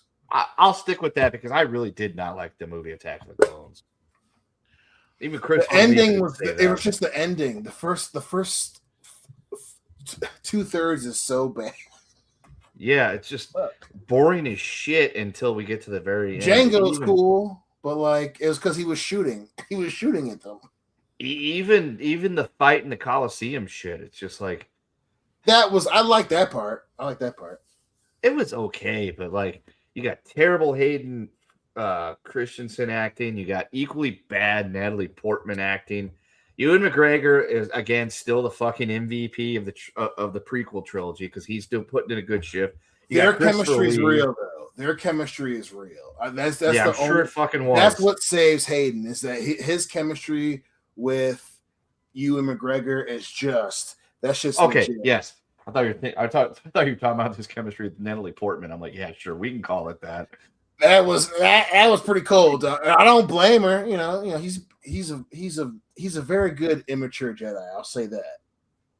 Does seem like a cool dude in real life, but you know what? Yeah, Clone Wars. It's got to be Clone Wars. Attack of the Clones is just bad. Yeah, but not offensively bad. No, I did like the Clone Wars show more than the movie, so I'll give it the vote, and that moves the Clone Wars up. All right. Next round, Solo: A Star Wars Story versus Revenge of the Sith. What's better? I'll go Revenge of the Sith. Fucking dunk, Revenge of the Sith. I don't even think there's a few hammy scenes in there, but that movie's actually pretty solid. Listen, Revenge of the Sith turned chicken shit into chicken salad. Yeah, you got the younglings line, and you're breaking my heart, Anakin. Those fucking handball lines are in there, but you know what? That's a solid fucking flick. Even then, like listen, Natalie does the best she can. She's like, listen, man, you going somewhere. I can't. The line is very corny, but like you get the like, damn, like she is like she pregnant with his baby and everything, man. You know, Anakin being real ghetto right now. I get it, man. I get it. If Anakin Skywalker would have been black, would those movies be looked at in the racial lens, Dion? Do you think that would have been like, man, absentee father, this and that? Or do you think people would have just like, absolutely, just a numb month, just not taking care of his son? Would his lightsaber be like a cool menthol flavored? Like, listen, it'd be purple. Listen, all the cool cats. Whenever you had the option, you had the black saber. If you were cool, hey, hush up, little girl. There's a lot of cats with that name, Anakin Skywalker. See, that would work. If you give me a new movie of Star Wars and it's about Anakin Skywalker, the absentee father, starring Michael Jai White, and it's essentially Black Dynamite in space, I'm fucking going opening night. I'm sitting front center right there because I can't miss that movie. Yeah, I want Black Dynamite in space. Sign me up. Dude, let's go. I'm sold. Yeah, episode 3 is a good one. It's easy to vote. I saw somebody call it the quintessential Star Wars film. I would disagree because it's like maybe for a certain age group. But like, even though I was 16 when that movie came out, so still in school technically. I don't know, man. It's just not the original ones. Empire. You can tell that Revenge of the Sith was still made by a person before it became corporate. Named George Lucas. That person made mistakes, but he remembered what Star Wars was when he made Revenge of the Sith. Yeah, I think either somebody shook him and is like, George, you need to do this the right way, or this was the story he was always trying to tell and he just didn't know how to get to Act 3. Like, in his mind, he's like, how do I do it? Well, George, you figured it out for that third one, so you get a thumbs up from all of us. The It'll be first fun to see two how were far a it makes little it. rough, but this third one's got to be solid, or you're gonna have a problem. You won't be selling it to the white slaver Disney. I think I am of the $4 billion conspiracy theory that Revenge of the Sith was when he realized, I want to sell this, and he was like, I got to make this, has to be good, because when they released the Clone Wars, it was good. It was damn good, and the show was good. Mm-hmm. So yeah, I think that's when he was like, you know what? I'm not going to hold on to this. I want to sell this shit as much as I can get it. You know, I think he doesn't sell to Disney if Revenge of the Sith isn't good. So we're on Rogue One versus The Force Awakens, and the audience has all voted for Rogue One. Yeah, so we all vote for Rogue One. I slayed it earlier, but I would rather watch that movie than fucking Force Awakens. All right, this should be easy. The original Star Wars versus The Last Jedi. Last Jedi. Really? I lied. God damn it, Eddie. Kendo, are you normal? I mean, like, if you look at it, no, fucking first Star Wars easily. Yeah, thank you. No, there's no last. Why is everybody of the chat? Everybody of the chat. Episode 4, OG, A New Hope. We already know where this is going, and it's going to get violent at the end, but it'll be fine. All right, Clone Wars versus The Phantom Menace. Oh, shit. Okay, this is where it could get slightly hostile, probably internally. I'm voting Phantom Menace because the Clone Wars movie, while I like it more than Attack of the Clones, the Phantom Menace has the pod race and the end lightsaber duel and the Duel of Fates music, which does actually contribute something to the whole legacy of the movie. So that is. It's also got a wild card factor there. Sure, Charlie Kelly's in it. No, Liam Neeson's in it, and that's like a fucking massive trump card for any movie on this channel. Yeah, Liam Neeson's Nissan like, is. Just was Liam Neeson in it? Yes. Okay. Well, that's like plus $1 million. So yes, okay. Phantom Menace for me. And everybody in the chat is voting Phantom Menace as well. So yeah, you gotta go Phantom. As much good as there is with the Clone Wars, don't get me wrong. The vertical ascension with the AT-AT, or they're not AT-ATs, but the whatever the clone version was, AT-AT STs or whatever. That shit is iconic. That doesn't match up to the amount of iconic scenes in the Phantom Menace pound for pound. So yeah, I'm gonna go with the Phantom Menace for that for sure too. By the way, the chat, I did like the new Naked Gun. I saw it twice in theaters. Was it my favorite movie of the year? No, Companion was, but Naked Gun made my top 5. I don't know. I didn't go to the movie as much. We had a great time when we saw it. Yeah, dude, I streamed it. It was great. Good movie. Not better than the original Naked Gun movies, but no. Still good. They understood the assignment. They did very much. This assignment might be the hardest one so far. Return of the Jedi versus Revenge of the Sith. Oh shit! See, I knew it. You son of a bitch. Because for as much as I will be honest about Return of the Jedi, it's still Luke Skywalker, Han Solo, and Princess Leia. It's the resolution of the Jedi journey. It's Han Solo getting unfrozen from carbonite. Luke Skywalker is not any cooler than he is in Return of the Jedi. Like when he goes to the Sarlacc pit and bounces off the thing, does a flip, catches his lightsaber. That's cool to me. Like that's how lightsaber dueling should be. Just like swinging into dudes, cutting them up left and right. You know, they're falling off the sail barge, dying. To me, that's what Star Wars is. It's like Star Wars has never just been like overly perfect, flippy dippy shit. It's like there's a flip in here and there, but then it's just like guys just wham, just cutting them up left and right. Big power moves. I like that fight. I like that movie. It gets my vote, even though I like Revenge of the Sith. I love Revenge of the Sith. I love Return of the Jedi.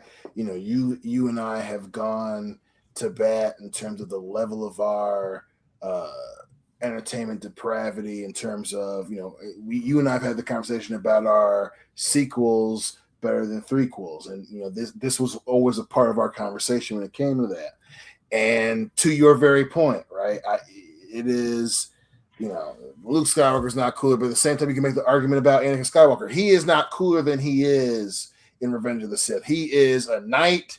He is a badass. The dude that whooped his ass that we all saw. He got his ass whooped on national television. He went back and he killed that motherfucker quickly. Like he was the test that his son had. The dude that whooped his ass was his dad. Luckily it was his dad. He was like, yo, my dad didn't whoop my ass and cut my arm off. At least it was me that cut your arm off. Your dad, who loves you deep down, Dooku didn't love me. That being said, it always comes down to the lightsaber battles. And as much as I love Revenge of the Sith, Return of the Jedi, the emotion, even though it was brother versus brother, the father versus son, and it's not just because of the emotional level of that, but Return of the Jedi goes that deeper, like the whole the idea of the hero's like true fear thing, and it's they poke at it, and he resists it. And I'm gonna say Return of the Jedi because his specific the thing that triggered that motherfucker was, oh, maybe your sister will. Like that, he was like, oh, I'm gonna beat the shit out of it. Like it was that third level for a character. You don't get that in the prequels, but Return of the Jedi, oh, my dad, and Trey being a Jedi, but I have a sister. You're gonna come after my sister, dog. That's why Return of the Jedi hits that other levels. And there's a difference between fighting your brother and fighting your father. Mm-hmm. One is animosity and probable like an underlying layer of hatred that's kind of just bubbling under the surface. The other one is just nothing but love and respect and the wanting to never cross that boundary, but now you're forced to cross that boundary. Yeah. So it's got to be Return of the Jedi. But at the same time, I want to put the caveat out there. It has to be Yub Nub. It has to be that celebratory thing or the original special edition. Not the one with Hayden Christensen becoming the Force Ghost. It doesn't fit because that wasn't the crusty old white man we saw inside of Darth Vader at the end of that movie. That was somebody totally different, and I don't like it. If we get young Darth Vader inside as a Force Ghost, why can't we get Bridge Over the River Kwai Alec Guinness instead? Why we gotta get old ass Obi-Wan Kenobi? Agreed. Or why didn't he put Ewan McGregor in there? Why didn't Ewan McGregor go in there too? Why does Vader get his younger self, but not Obi-Wan? That's some bullshit. I will hate George Lucas forever because of that, but love him for other reasons, but still hate him for that one. But, there you go. Yub nub. Yub nub.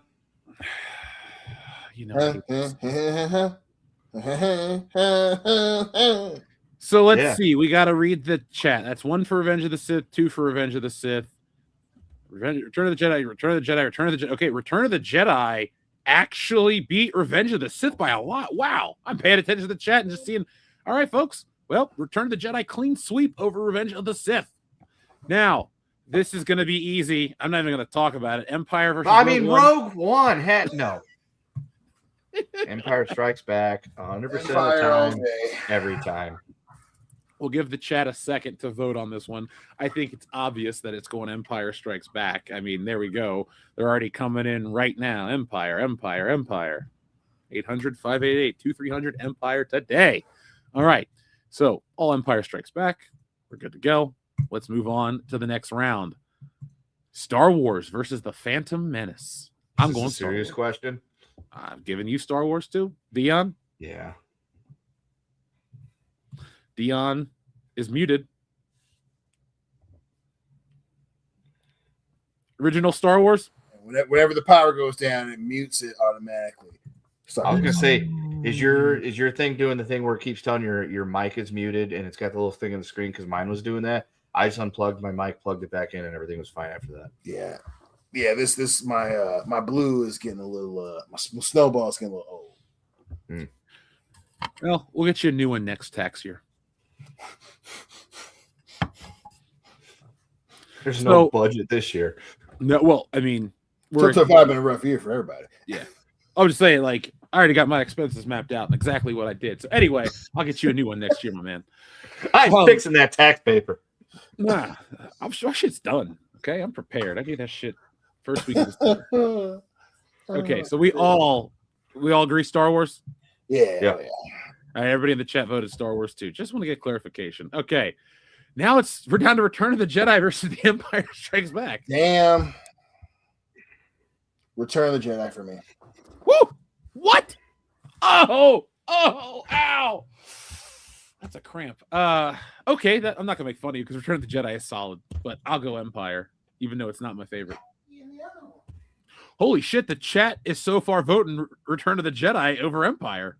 Well, then we're going to have a fucking tie because I'm voting Empire Strikes Back. Yeah, me too. So that's that.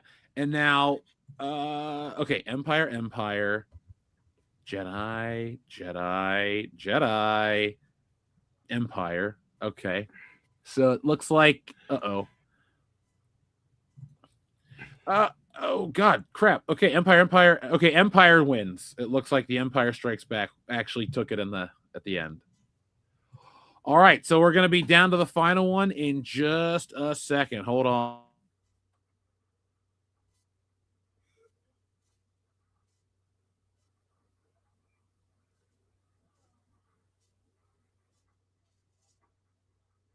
Okay, sorry, folks. I had to check on something. All right, so Return of the Jedi almost won, but now we're on the one that I thought we were going to get. This is where it gets hostile. I know, 4 versus 5. You can't go wrong.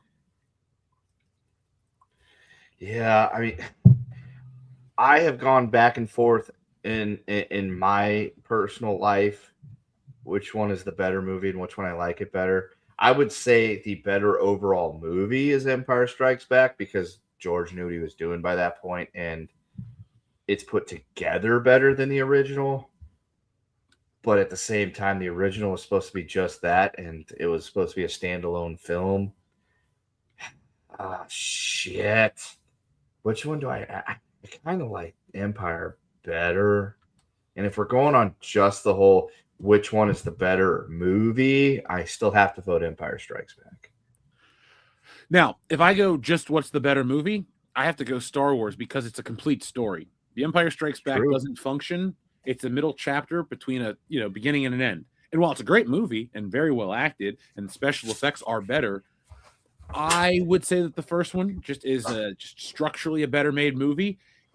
Empire Strikes Back has questions. How long did this movie take place over? How long does Luke actually train? Stuff that does matter, because if the dude just trained for like 6 hours, you're like, you trained more than Ray did. Fair. But my point is, like, there's no vagueness in the original film. It's a very direct. We know how long it takes. We know point A to point B, and you get this complete story. And I'd say the ending is more epic. Yeah, the lightsaber duel's better in Empire, but the lightsaber duel in the first movie is just meant to hold somebody back so they can escape. And then you have the great TIE fighter chase with the Falcon. Then you got the Death Star battle, which is arguably, well, my opinion, is the best thing ever put to film. The way that movie's shot, when he's going down, they're coming after him. Here comes Han. The music swells. Boom! Every time I watch it, I'm like, yes, every single time. So it's always going to get my vote. It's just, I can watch that movie on repeat. I never need a break from it. Empire, I only watch it. If I watch the first Star Wars 10 times, I watch Empire once. I just don't need it. I feel like enjoyed. I feel like I'm happy. I'm complete. There's nothing else. So, Dion, you are back. Kendo and I have voted. We will get your vote, and then we'll go to the audience. You will get my vote. My vote will go after that beautiful, beautiful explanation as to why you would pick the original. I didn't hear Kendo's. I'm assuming that his was just as eloquent.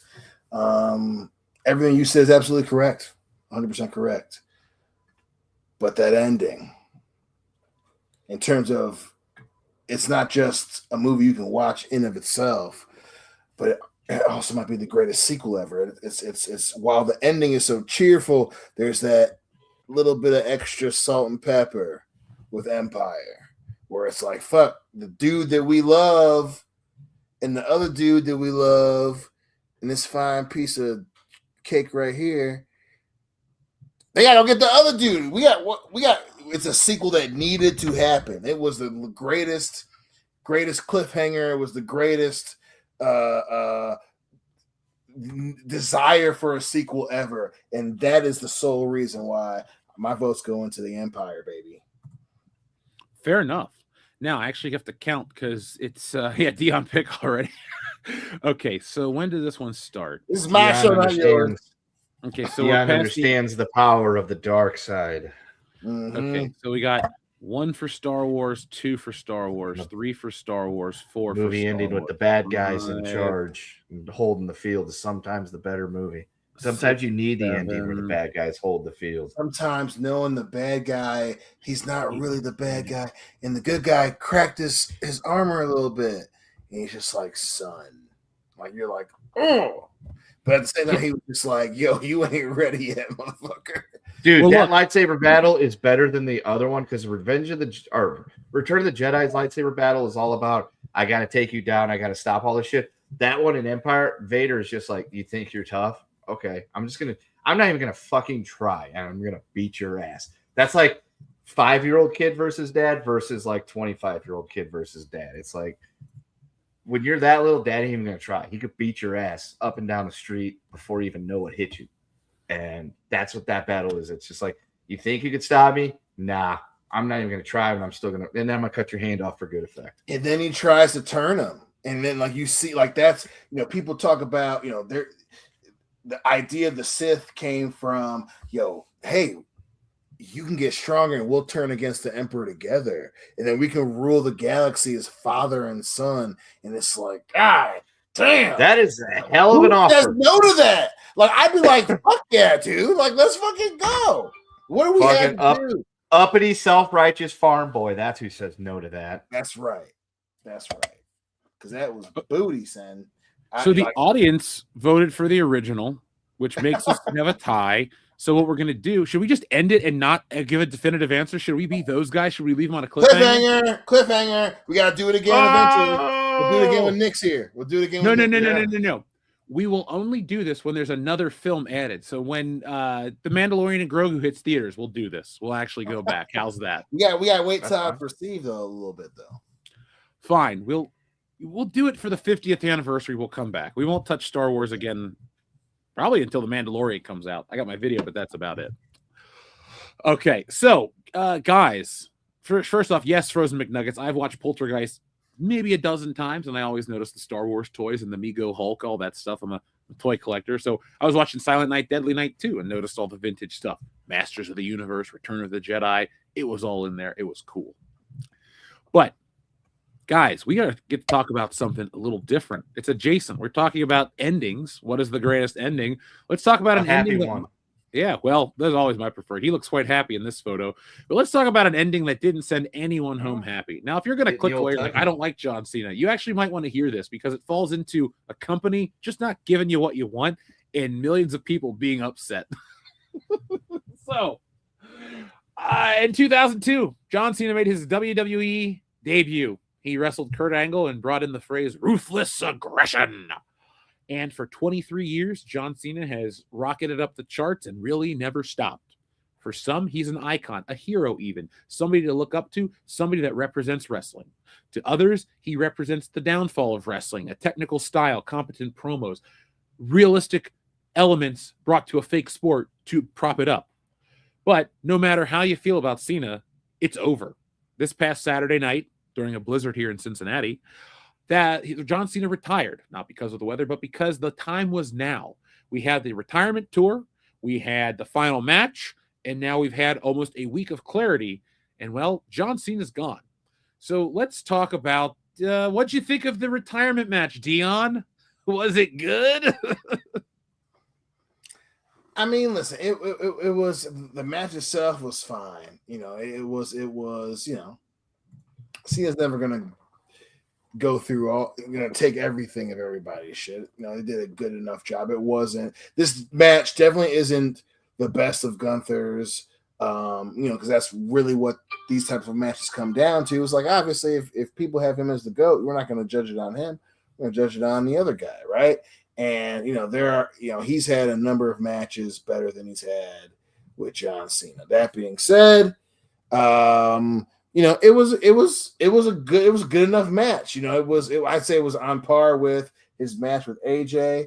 The one at what was that one? Crown Jewel.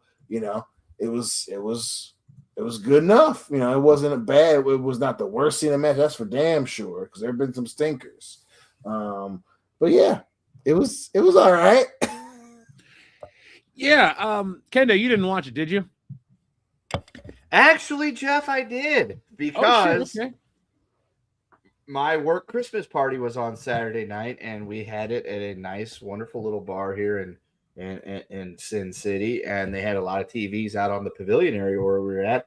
Some of them were showing the Vegas Golden Knights game, but some of those TVs were also showing Saturday night's main event. So I did get to see some of Saturday night main event, and particularly this match. The highlight was the few coworkers of mine who happened to be marks that they did not realize that this was a staged event that was pre-scripted and everything like that, and thought they were actually really fighting each other. But yes, I did get to see it. I missed the ending because I was in the middle of doing whatever it was I was doing, and I saw the aftermath where the crowd was chanting "Holy shit" or "You fucked up" and all that other stuff. And it wasn't until they showed like a replay of it that I saw it. I'm like, huh, I guess he's seen enough and tapped out. First off, real quick before I answer, Valiant Renegade, thank you very much for your generous super chat, and Merry Christmas to you, my man. Hopefully we get to see each other in 2026. We hung out last year, had a lot of fun at Kings Island, and we've all been busy this past year. So hopefully you had a good year, and hopefully next year is even better for you. But thank you. I appreciate it. And folks, if you want some great content about the money, the numbers, all of that wonderful stuff, make sure you check out Valiant Renegade. Where's the face cam? You mean us down here? We're still here. I just thought you might want to see John Cena's lovely face. It fucking threw me for a loop when you took us off there. I'm like, God damn it, did my internet cut out again? Fuck you, Cox.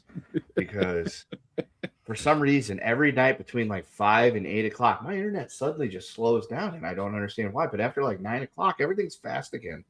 And they say they don't throttle. It's the Vegas power grid, man. Clearly, we're on a rolling internet brownout, apparently, here in the valley. But always browning out. Yeah, it is what it is. Like, I thought the match was fine. Like Dion said, it's not either one of them's greatest matches of all time.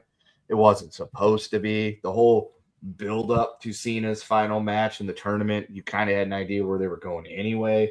Even though people are stupid and thought Jericho was coming back, it's like he's still under contract. That's not going to happen. They're not. I guarantee you, Triple H isn't even on the phone trying to make that phone call. He's like, I ain't fucking call that guy. And yeah, it is what it is. Like, his whole retirement run was just, it was up and down. It was essentially it was a microcosm of what John Cena, the Fruity Pebbles wrestler, was. It was just there. It was okay for what it was. It had its moments that made you excited. It had its moments that were, you just shook your head and like, God damn it. But it was essentially that entire PG, Fruity Pebble, hustle, loyalty, respect John Cena. That's what this entire thing was.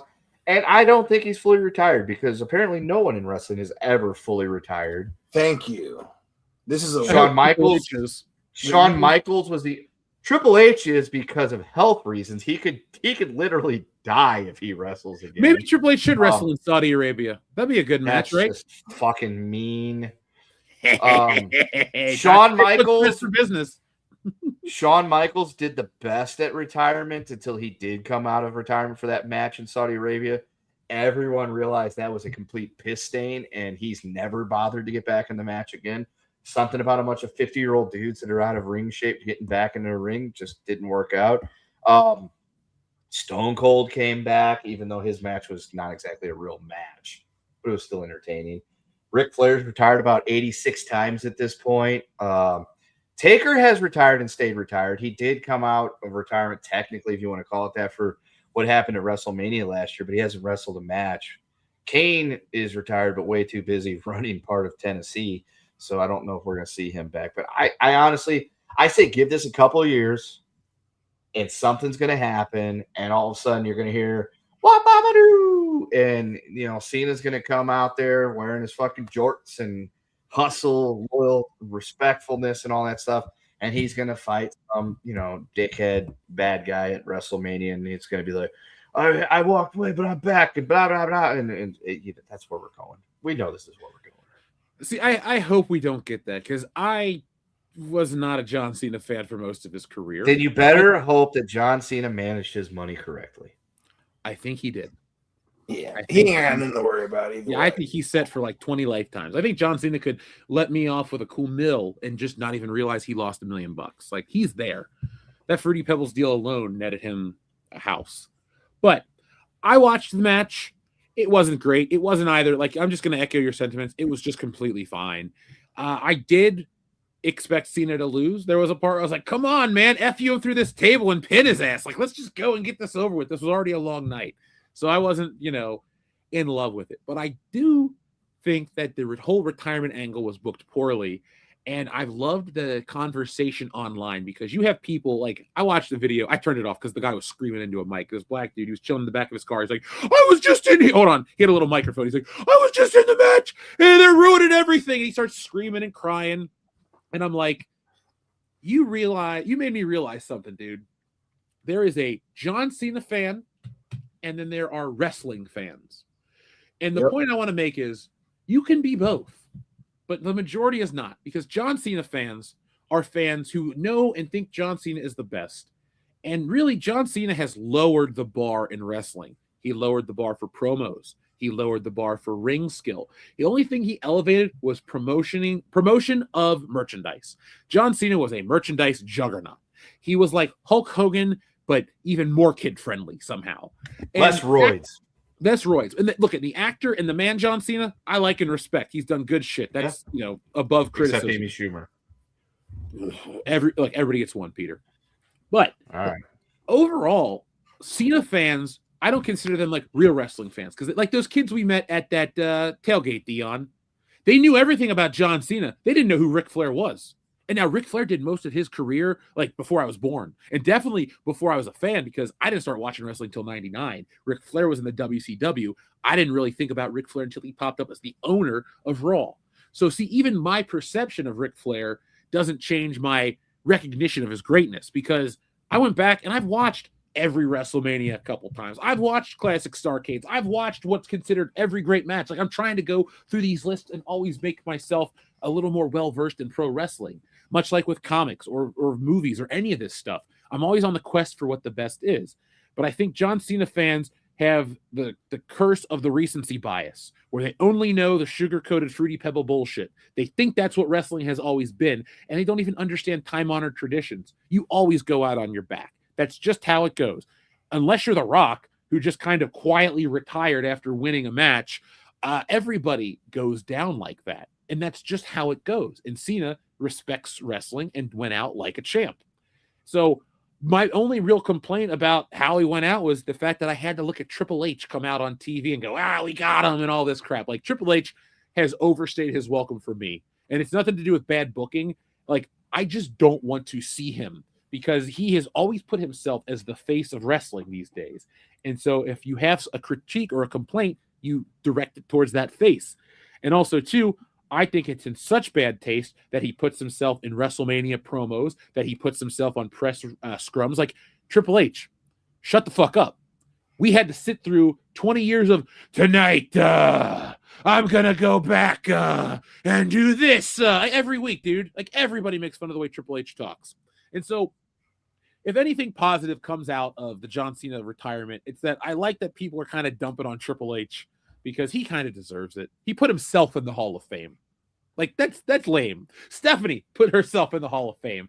Like, Vince was a shithead and shit on heads himself. But my point is, he at least had a little bit of decorum with his wrestling. And for all the bad crap, and we'll call it out, there were certain things he just didn't do. He didn't make himself the center of attention.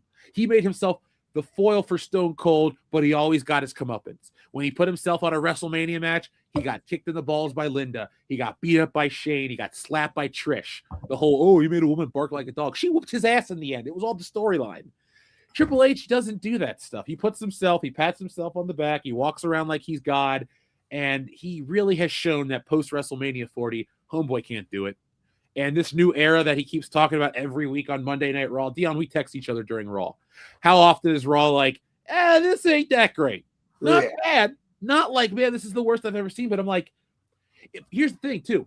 If I'm paying attention to Raw and it starts to waver, and then I go look at my phone or use the bathroom or something, It's on a commercial. By the time I pay attention again, it's gone back to a commercial. Wrestling is more commercials than it is wrestling. I think overall, wrestling's in a pretty garbage place. And the whole point I'm getting at is I want to ask you guys this. With Cena's exit, will we see lowered numbers since those mainstream sugar-coated John Cena fans don't have a hero to cheer for anymore? To that point, I just had a conversation with my buddy today. We work in the same company.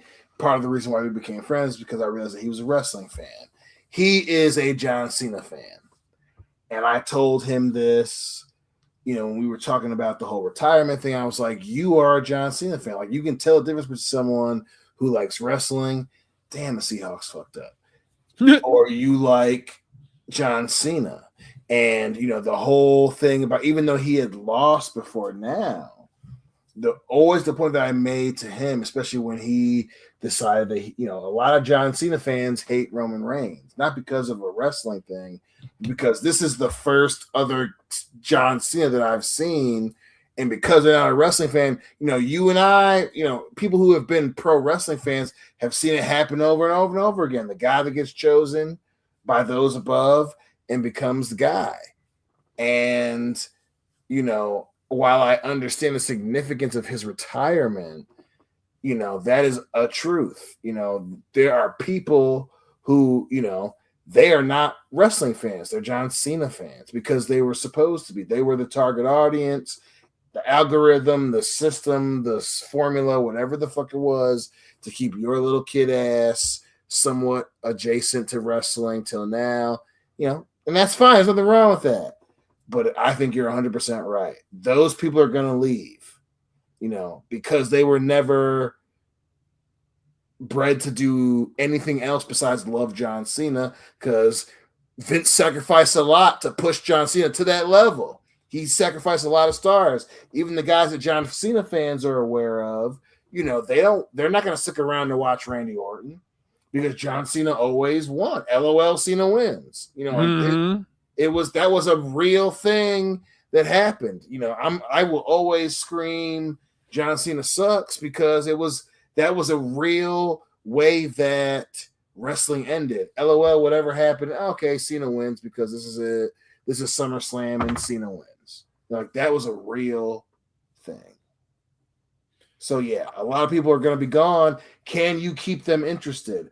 Are they going to watch wrestling now that Cena's not going to be here for another however? Because always remember, people, they're carnies. He will be back. He'll be back. See, and I want to build off your point. Excuse me. We all have favorite guys, but they all lost. It wasn't like my favorite's The Rock. People are like, well, The Rock always won. No, he actually didn't. Like, when I was first starting watching, so it was late 99, he couldn't barely get the people's elbow done because somebody always grabbed his foot. They got that move over his more because you're dying to see it. Oh, somebody grabs his leg, and then he gets beat up. And you're like, fuck. But you kept watching because he may not won the match, but he always kept his heat and kept going. And, my first WrestleMania that was going on when I was a kid, 2000, I'm like, oh my God, Mom, can we somehow, we didn't have cable, so we couldn't order the show. But I was like thinking about it. And then he gets screwed over. And I'm like, well, that's disappointing. But it makes Backlash that much sweeter because you go back and you're like, wow, that was a huge win. And I still watch it with those eyes as a kid. When you go back and look at Cena, it's like, well, Cena wins. Hulk Hogan didn't even win the same way that Cena won. Like, Cena beat the Nexus. That was the worst thing of his career. Because not only was it a lame-ass match, he ruined those guys' careers. Like, nobody took him seriously. Kind of ruined his, too, if you look at it. That's where people really fucking turned on Cena at that point. He deserved it, man. Like, I don't want to ruin people's, good feelings about the guy, but we lived through the entire career. This wasn't like, hey, let me start watching wrestling in 2010. It was, oh, I remember when this guy was the prototype and I thought he would suck. I was wrong, but he he was actually cool for a moment. And to your point, I think people turned on him when he won at 22. He was the ultimate good guy.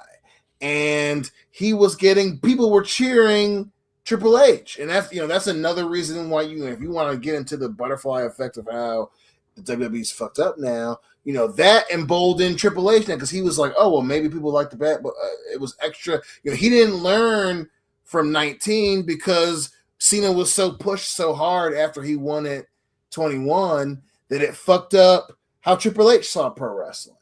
But you know, they're doing that was when Vince was trying to make press conferences like boxing events, and you had the hero come out, and people were booing him. Oh yeah, we were booing him.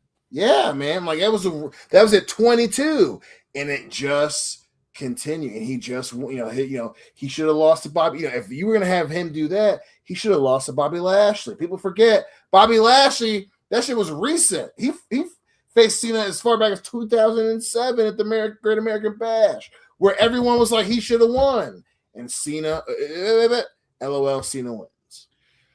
Dude, there were so many Cena wins lull moments. Like, I'm trying to think what the worst one besides the Nexus is, because that was like, I hated that one.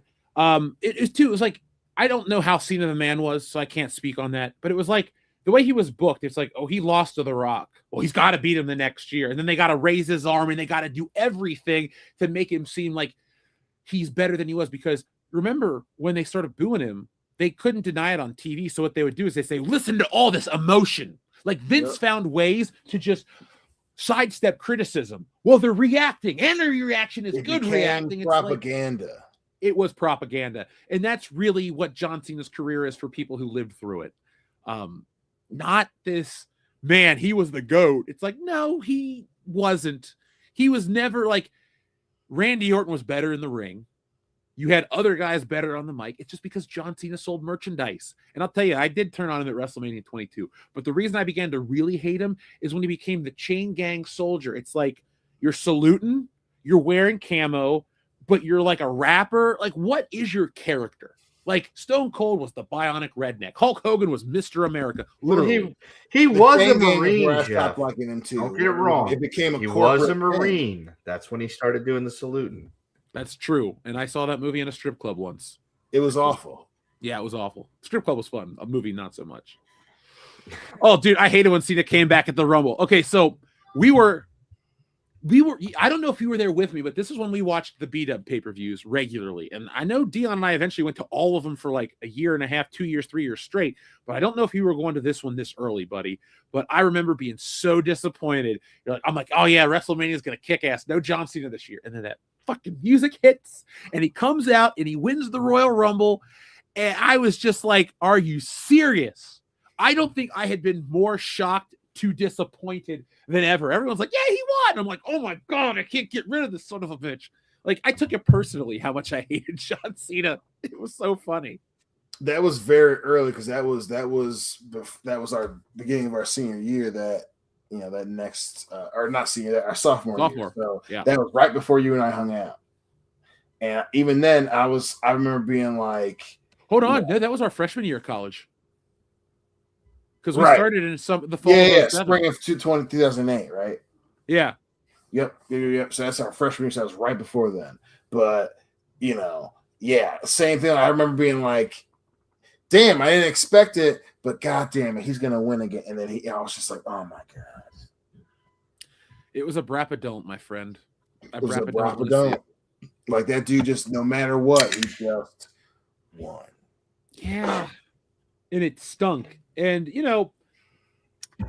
the weird part is turning him heel this past year was so lame because even I had softened on John Cena towards like, oh, okay. He comes back every once in a while. Though. What?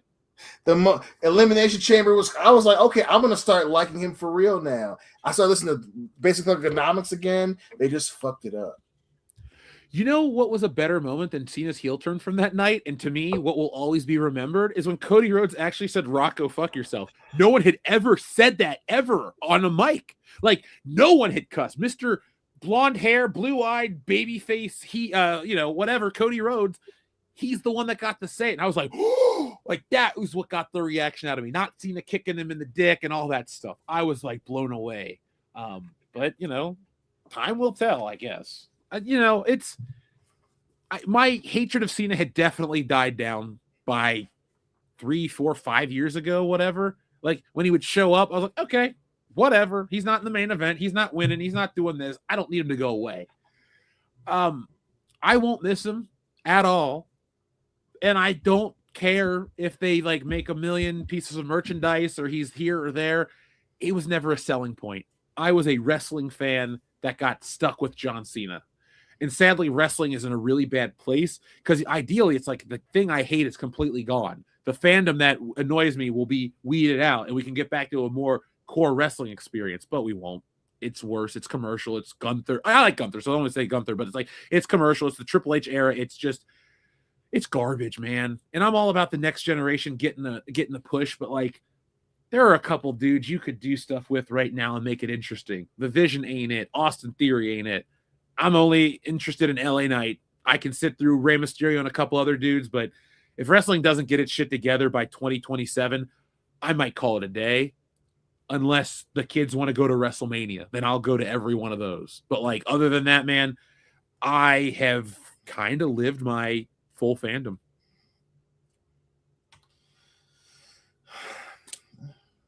Welcome to the club, sir. Sorry to break your heart, Dion, or Anakin, or whatever you want me to call you. We can always enjoy the good times before the dark times. Well, the problem is, dude, as of next month, I won't be able to watch classic wrestling anymore. They're taking it all off Peacock. It's going away. So, like, it's weird. If for as much as I'll shit on wrestling, it's like if you give me a digital library, like I pay $15 a month for Peacock. I literally only keep it because I want to watch old SmackDowns. I wanted to watch SmackDowns and Raws, but you took those away. But like, I will subscribe to a streaming service if I can turn it on and go, oh man, November 3rd, 1999. What's going on? Click on it and watch it. Watch the whole show. Be enjoyed. Like, I can live in the past. You know, I picked up a classic Rock figure. This is new. This just came out. Like, it's Attitude Era Rock. I'm always happy to buy this shit. But you got to just keep the era that I like represented and alive. Because, you know, TKO era can kiss my ass. I was just amazed that TKO didn't do what the UFC did with Fight Pass. So I'm still kind of just like, I can't believe they're not going to do They did. They took it to ESPN and jacked up the price. Well, Fight Pass, you know, is its own thing besides ESPN. So I'm just, you know, I can't, you know, apparently that's one of the things that the UFC has that is theirs. And one reason why they're so hungry is because, you know, UFC Fight Pass is its own streaming service. So we're about to get on the Paramount Plus. Maybe you might not be wrong, sir. Dude, they paid $7 billion for the UFC streaming rights. It's all going to Paramount Plus next year. They've been advertising the shit out of it on Paramount Plus. Yep. Like, hey, you've already got Paramount Plus. Guess what you get to watch next? Two dudes in a cage beating the shit out of each other. I'm like, yeah. And you'll probably pay $60 a month for it by the end of next year. That is a conversation Dion and I did have about this when it first came out. We were like, so if they keep it where it's at, that's an amazing deal for everybody. If they upgrade it and say you got to pay $20 a month to get the Super Sex Nuts edition of Paramount Plus, but you get all those UFC pay-per-views, which is like one a month, still a bargain considering what you were paying ESPN for. So there's that. But while we were discussing this and while you were talking, I looked, and yes, the WWE library is leaving the cock. But the future definition is unclear. The strongest speculation is pointing towards YouTube. And I can believe that because I have noticed over the last few months that on YouTube, I have been getting recommendations for full matches of like the Royal Rumbles and shit like that. Now, are they going to chop it up and do it that way? That would be awful. I would not be happy about that because if you paid attention to any of the chats I sent you, and I know Jeff did, over Thanksgiving, it was literally me watching old Survivor Series and playing my favorite game of take a drink every time a dead wrestler appears. And I pointed out that the first ever title match main event of a Survivor Series was in 1991 that featured multiple dead people. Hulk Hogan is dead. Undertaker is dead. Paul Bearer is dead. So that was like 3 drinks I got to have for that match. His humor is black as midnight. Mm-hmm. Yeah. Ric Flair's somehow still alive. I don't know how he was I know alive that's for that crazy. one, but he's going to outlive us. Seriously, Ric Flair is like robotic and pickled at the same fact time. that we were all messing with each other and I was the one that I know I paid for it. His last match? Yeah, you guys were just like, I can't bring myself to give him money. No, because we knew I exactly what it gotta was. watch it. It was literally Ric Flair. He's my goat. Needs He's not my money. favorite, That's but he's why my they're goat. doing this. And I don't want to pay to watch him possibly fucking die in the middle of a ring on live TV. Dude, yeah, I was like, I'm in. And that's not even his son-in-law anymore. Oh yeah, Conrad. I used to listen to those shows religiously. They broke up? Andrade and yeah.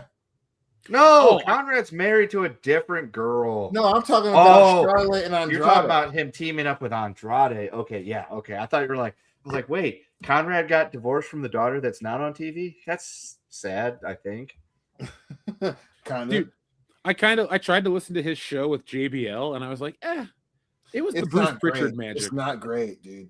No.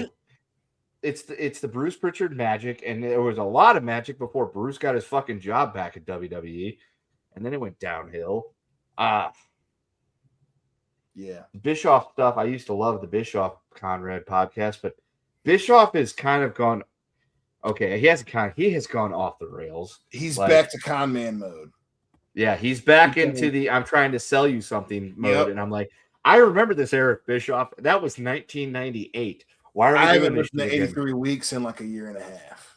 It's like I am not watching WCW because it doesn't exist anymore. So what are you trying to tune me into there, bud? Well, we now know it was all American All Free Wrestling or whatever the fuck that was. Oh yeah, he was trying to do that shit. They got Holly Holm involved in that. My only concern or complaint about Bischoff is he's way more adversarial than he's ever been, and that's saying something because it's like, I get it that you don't like Vince Russo. I'm not asking you to like even bring him up, but it's just like I feel like a lot of these guys are tired of doing their shows. So they're just like, instead of, kind of humor and shit or being funny to get to the final conclusion, it's just like, nope, boom, boom, done. And the shows just aren't as enriching. That's why I do listen to Stevie Richards, because you can make jokes about him, and I have, like, why the hell is he in the main event of WrestleMania and No Mercy? Like, but he did do all of the stuff that these other guys did. Like, he may not have been world champion in main event in WrestleMania, but he performed at the best WrestleMania. He was in all kinds of stuff. He was on the main show for years in the Right to Censor, and then he still stuck around afterwards. Like, I got respect for the dude. He actually, like, he has the right to talk about the shit the way he does, and he keeps it fun. Like, I like him, but I really miss those Conrad days. That's kind of the problem that you run into when your podcast is specifically the what happened during this, WrestleMania, what happened during this, what was this, the old-timey wrestling recap podcast. There's only a finite amount of content that you can cover. That's why Cornette is you guys told me, I was like, I don't have time for the Cornette show anymore. I barely have time to fucking pee, with a straight look on my face these days. And you're like, hey, watch the video clips on YouTube. The other night, went to bed. I had to sit there with my headphones on and with the blankets over me in layers because if the kid sees the light, I hear, Daddy, no phone. Daddy, no phone. Put your phone away. And I'm like, fucking being told to go to bed by a 3-year-old. This is supposed to go the other way around. Yeah. And I'm like sitting there and fucking wrapped up like a goddamn Eskimo with my headphones trying to like fight off the insomnia and shit. And I'm watching Cornette clips and I'm like, God damn it. I love this show and all these things because he covers everything. He talks about modern wrestling. He talks about old stuff, but from a certain perspective that's different. And sometimes he just randomly talks about getting fucking food from the local chicken shack. And it's like, he's a great storyteller. So that's like the thing. It's like, you can only cover so much past stuff. You got to do something else. And they will never touch the current stuff. Bischoff does, but again, in a super adversarial way. And I don't know. That's like, there's plenty of, like we always talk about, there's plenty of internet for everybody, but I feel like the Comcasts are kind of dwindling down to like, there's not much left for them to do. And yeah, guys, listen to Cornette. Cornette's funny. Yeah. Well, I think the to build off both of your points and not to sound as if I'm blowing smoke up your ass, I think what you guys bring up are part of what it is. I think the other part of where it's in terms of where wrestling is, right? People are trying to bring kayfabe back. So like people want to be that horse has left the barn. It's left the pasture. It is ran the Correct. Kentucky Derby, and it's grown old, sired a shitload of horses, and died at this point. But they want it back. They want, especially now that we got that get it back. Right, but they want the line blurred. So there's always got to be that, like, everyone knows it's coming, but they want to have the spark back. And wrestling's in that weird point now, because now that it's corporate, and now that they want to be in on the joke monetarily, how else do you make it interesting? How else do you keep the John Cena fan? It has to be a blurred line. Even though in 2025 wrestling hasn't been great, the best parts have been where that line's been touched a little bit. The highlight of the year for me is Becky Lynch and Nikki Bella, where she brings up John Cena. That shit was fucking great. I am sports entertained knowing that these two chicks aren't pissing at each other, but she brought that shit up. The whole shit with Liv Morgan getting hurt and then coming back, and and her doing the same shit that John Cena, like that shit was like, oh, like was someone trying to, oh shit, that was pretty cool. People want kayfabe to be back, and now they're in that struggle where it's like we've revealed so much, we pushed this guy so much, where we know that it wasn't real. How do we get people back? And they're chasing that blurry line moment that Vince made so famous. They're chasing that. How much of this is real and how much of it isn't? And that's. I don't think they can make it, boys. I don't think they can make it. No, I don't know what wrestling's going to look like post WrestleMania 43 in Saudi Arabia. That's the moment that I'm actually paying attention to. That might be a turning point for the entire, whatever you want to call it, industry, sport, art form. It ain't real. It's not really a sport. And I only keep saying that because, people on the internet are like, it's not real. You fucking know. You're not telling me. They're the fact that they're still, that's a thing, is still amazing to me. Where it's like, bitch, we know. You're the only Pokemon's not real. You're not going to go out and actually catch them all. Well, that's what's so funny. The people who hate wrestling, they're weird now. They're the weird ones. Bitch, we know it's not real. The dude hit him in the head with a TV monitor. Yeah, he's not dead. Thanks. That's why it was fun watching it the other night at my Christmas party where people thought they were actually hitting each other. I'm like, do I spoil this for them the way I ruined kayfabe for my wife a couple of years ago when I explained to her that they're not actually hitting each other and then demonstrated how to do a couple of those moves?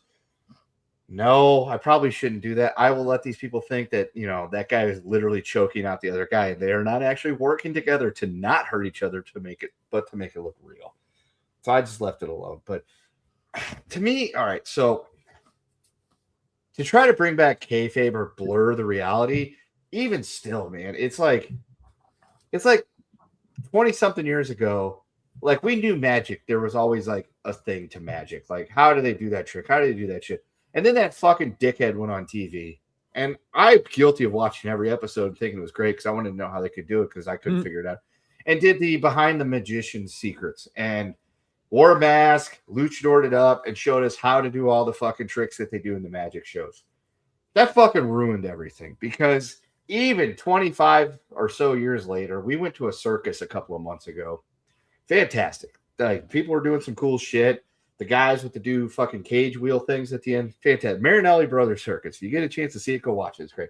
But there was a magic portion where the guy did a magic trick. And the whole time, instead of just trying to be, wow, that's neat, I'm watching. I'm like, where's that girl going? What's she doing? How are they putting those? I'm analyzing it, trying to see how they're trying to do this trick instead of just fucking suspending disbelief and enjoying it. That's how wrestling is now. We've been told how they do these things. They do all that stuff. And every time I see some fucking dickhead try to do a super kick, I'm watching to see him slap his leg because I don't want to just watch the super kick. I'm looking at his hand. I'm watching his hand because I want to see him do that. And that's where we're at. It's like you will never be able to bring that thing back. It's never going to happen. Even blurring lines isn't going to work. They tried that shit. It was called WCW. They blurred the lines and people bought in and they were hot for a good 83 weeks. And Vince Russo started booking the show, but that's not the point. The point is, bro, Bro, it's a swerve, bro. I accidentally listened to Russo for 20 minutes today. What I you only wanna know know he's on Maven. He was on Maven's show. we him have and talking a about mutual the friend. Cena stuff. We have a mutual friend that is in the business himself that loves Russo. Not his booking, but his show. I'm not going to say who he is, but I'm sure you can figure it out. He may be a daddy and he may have a dollar. Hey, real quick, while we're talking about friends that are wrestlers, you see Carson made it to the Solomonster page? Yep. Did he? Yeah, he's going to be NWA champion soon. Oh, yeah. He's been doing a bunch of segments and shit. Yeah. Folks, go support Carson Drake, the pro wrestler. I designed his t-shirt. I want, is there anything else to say about the state of wrestling? I mean, we got this first Raw of the year where CM Punk and Braun Breaker are going to wrestle, and I'm always about, doing stuff to keep it interesting. But I'm concerned about the Rumble build. Like, what do you see? Okay, this will be my last thing, but we can talk as long as you guys want. What is WrestleMania going to look like next year? And what does the Rumble look like building into it? Because I thought War Games sucked the big one. Like, War Games was boring as shit. It was. It had a few good moments, and obviously the ending was meh for sure. Listen, I think it's going to look like how the UFC looks. I think people are going to realize where it is because listen, UFC fans have not been happy since UFC 300. So it's been 23 events with Dana White calling it in, right? And now we're in the same place with WWE, where Triple H and Nick Khan are very much just calling it in and charging an ass for everything, right? So what I meant though is like specifically, who do you think wins the Rumble, and what do you think the WrestleMania picture will look like? Like I'm with you about that phoning it in laziness that we're going to get booking wise, but I'm just saying, like, what is your most honest guess of what it'll look like? Not booking like, oh, I want LA Knight to win the Rumble and win the title. That's what I want. But what do I think will happen? Type of thing. I think it'll be Brock Lesnar. I agree. I want it to be LA Knight. I think it's smart to have LA Knight now, but I think Roman Reigns is going to win the Rumble. Yeah. Another one, huh? Will that be his second or third win? Technically second. He was his third that he's been, the main event of. But yeah, I think he's going to enter and win. I don't think they're going to be dumb enough to have him be like one or two. But I think Roman's going to end up being like 30 or something. Yeah, Rogan Ramirez will be so he's got this weird like plot device now where he leaves and then he has a return and they make a big deal, but he's like been gone for like 3 months. Like he shows up, he does something, and it was like Roman Reigns is back. Oh my God, Maggle.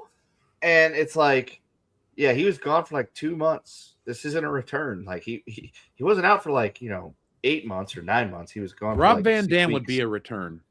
That would be a return, but Roman Reigns. So like he wrestled at the Survivor Series shit, the War Games. He's gone. He's gonna make his return at the Royal Rumble. He's gonna win the Rumble, and then he's gonna go fight Cody Rhodes again because that's been the prevailing rumor. And for some reason, WWE's been telegraphing the shit out of everything they're doing. And then we're gonna get that again for WrestleMania 40 Deuce here in the great city of Las Vegas, and I can promise you I will be in town for that Royal Rumble. And then they will take their medicine show on the road to Saudi Arabia, where they will receive tons of money, and that's what we're going to get going forward. So, yes, I'm with Dion. Roman Reigns wins the Rumble. He goes on to fight Cody Rhodes, and then the medicine show goes on the road. Yep. How much do you think the WrestleMania booking has to do with a cross promotion with Street Fighter the movie? A lot, because the rumor is it's going to come out like May, so like right after WrestleMania. Yeah, I see. That's why I hate TKO. I don't care who books what. I don't care what the outcomes are.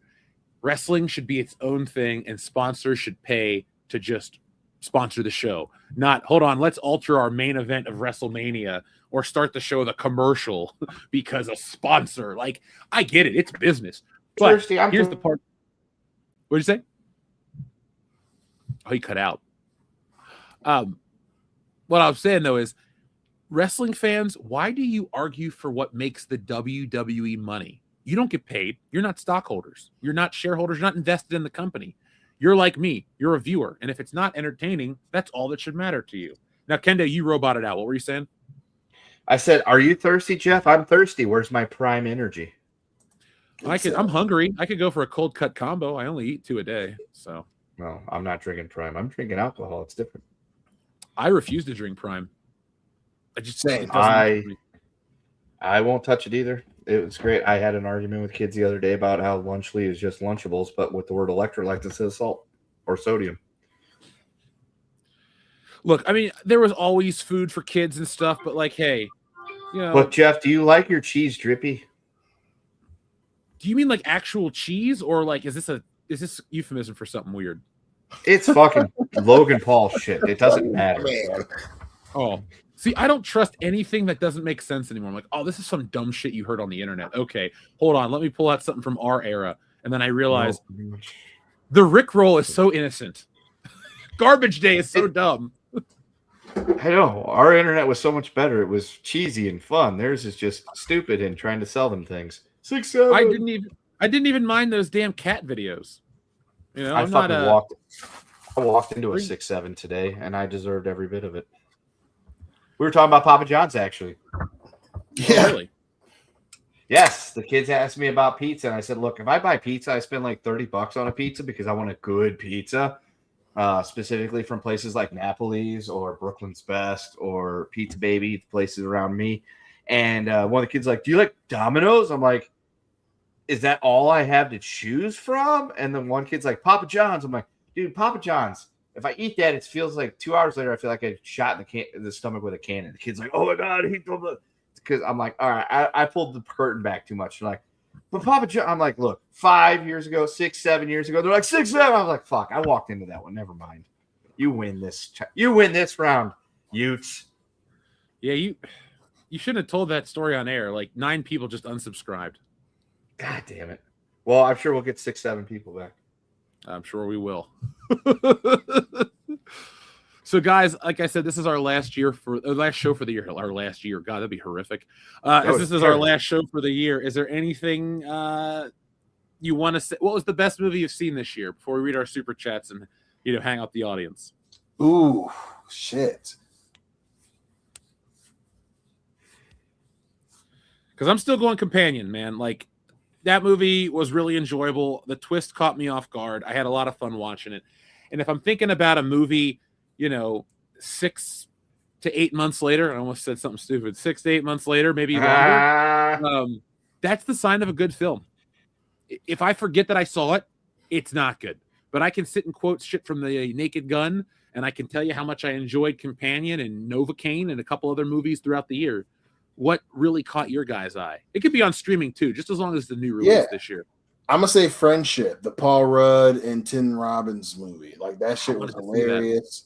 It barely ekes out like Sinners and Naked Gun and shit for me because it was a nice breath of fresh air, and there was just enough funny stuff where Hillary and I were talking about it for weeks after we saw it. So I'm gonna have to go with Friendship. That one was really good.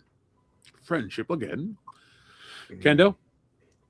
I mean, Naked Gun was everything I wanted it to be, so I'm going to be that guy and go with Naked Gun. But there is a movie I do want to watch, and it ties into something we were going to talk about, the old Rob Reiner, the meathead, if you will. Oh, yeah, let's talk about it. I do want to watch Spinal Tap 2 because I fucking love the first one. It is one of my top 10 favorite movies. I love this is Spinal Tap. Great movie. And it is one of those things, and this is the era we fucking live in, where the other night I'm sitting there and I clicked on the X and Rob Reiner was trending. I was like, I wonder if that has to do with Spinal Tap. And I click on it, and apparently he got the stabby from his son. And I'm like, holy shit, he got fucking murdered? That is awful. That is a fucking tragedy because Rob Reiner gave me some of my happiest moments in my life because I fucking love All in the Family. That is like one of my top 10 favorite TV shows of all time. And spoiler alert, I love the Princess audience, Bride. my top 10 favorite TV shows of all time all occurred before like 1999. So there you go. But yeah, no, fuck. I loved All in the Family. I loved, The Princess Bride's good. This is Spinal Tap's one of my favorite movies of all time. It's like, that was one of those like punches. I'm just like, fuck. It's not so much that he was dead, but he'd been murdered, and then he'd been murdered by his kid. And the pictures of the kid, you could see there's some kind of dead eyes thing going on there, and there was something. Not all the lights in that house are on and working, and it's just like fuck. Well, that's kind of shitty, especially after this Spinal Tap 2 came out, which I was excited to watch. And it's kind of just left me in a bit of a funk for the day. On top of the fact that the biracial angel had his knee destroyed, and that was like a death in the family too. So it was kind of a rough little bit of a time around the old Kendo estate, because it was like two people that were like influential in my life were gone or taken from us. One for 9 months, the other one for the rest of eternity. I was surprised with some of the talking points around Rob Reiner's death. It got shocked. politicized really fast and fucking stupidly too. It's like, number one, can we just step back as humans and say what happened to him was awful? You should never be murdered ever, let alone by your own progeny. Right. I mean, I agree. You're not regardless really of what you think or say or anything like that. You don't just bad things shouldn't happen to people regardless of what you think of them. I agree to a degree. There are some bad people that you want bad things to happen to. I was just on my phone kind of blown away when Rob Reiner, I was like, oh man, that's horrible. Because somebody, I think it was Clone Geek, somebody tagged us that he was dead. And then I was following the story on Twitter, and I was trying to update you guys in the chat because we hadn't found out what had actually happened to him yet. He was found dead, his wife was dead, and then you find out about the son and stuff. But it's a dark time right now, man. That's a messed up story, and some bad shit going on in the world today. Yeah, and I looked through Rob Reiner's filmography, dude. I think it was from This Is Spinal Tap through When Harry Met Sally. No, through A Few Good Men. Like, he didn't have a single bad film throughout the 1980s and into the 90s. He Stand By Me is a fucking classic. Out, man. Yep. Yeah, Stand By Me is a great film. I mean, you look at his filmography, the dude put out some fucking bangers, as the kids would say. Yeah, I like a lot of his movies. Like I said, I own Princess Bride. I have the Fessig action figure. Somebody sent it to me in the PO box. Anybody want a peanut? Like, my father, Andre the Giant, of course I'm going to support his greatest film role. But it was just, it was a big shocker, man. And then what else was no, we talked about anything else, but the Rob Reiner stuff, man, it's just sad. I just don't want to go to Twitter when somebody dies anymore. Yeah, that's like the scariest thing. For me right now, Twitter is like the scariest thing whenever I click on it, because if I see somebody trending and it's somebody like Rob Reiner or something like that, I'm like, oh God, are they fucking dead? And only to find out that most of the time they're not. But with that one, Rob Reiner was trending, and my first thought was, is he dead? And I clicked on it. Yeah, he's dead. And I'm like, fuck. Yeah, it was just a weird year, man. Like, overall, I'd say, wait, did Gene Hackman die this year? Yep. He did. That was the craziest celebrity death. And I'll let me rephrase crazy with saddest, because it's like his wife died from that thing and he didn't realize she was dead for a couple of days, and he's just kind of putting around his own home until I think he fell, right? Yeah. Yeah. People aren't getting notified. We have to get that taken care of. Talk to YouTube some more. We might have to make a couple changes. We could just put out some really super woke videos, and then YouTube be like, oh, these guys are cool. Why the Ninja Turtles are actually black. Yeah. The Shredder is a transgender allegory. People still say woke. Not me. I refuse to use that word in my videos. I just use it, I don't use it. It was the easiest one to use at the time. It's 2025, man. Everything is, remember? Dude, that was probably my favorite argument on social media this year, was the fight over Superman. Like, I was like, it's just it's hilarious. Movie. Yeah. I just liked the Superman movie because it was fun and optimistic. It's not a political statement to like Superman. Well, it's a name brand. Yeah. Well, you're both right. It is a name brand thing, and everything is political in 2025. I don't know why, though, because half the people that discuss politics don't know what the hell they're talking about. Exactly. Correct. It's like me trying to tell you guys what to do if you have an ingrown hair or your tooth. Most of the people in politics don't even know what the hell they're talking about. That's true. I follow a lot more just in my own time, and I'm like, man, people are dumb. I need to run for something because I know what I'm talking about better than this jabroni. We are governed by morons, and the people voting for them are equally uninformed. Yep, but that's 2025, man. You just got to say a bunch of stupid shit, and you'll get elected to office. You know what? All of a sudden, Dion, I think the Earth is a triangle.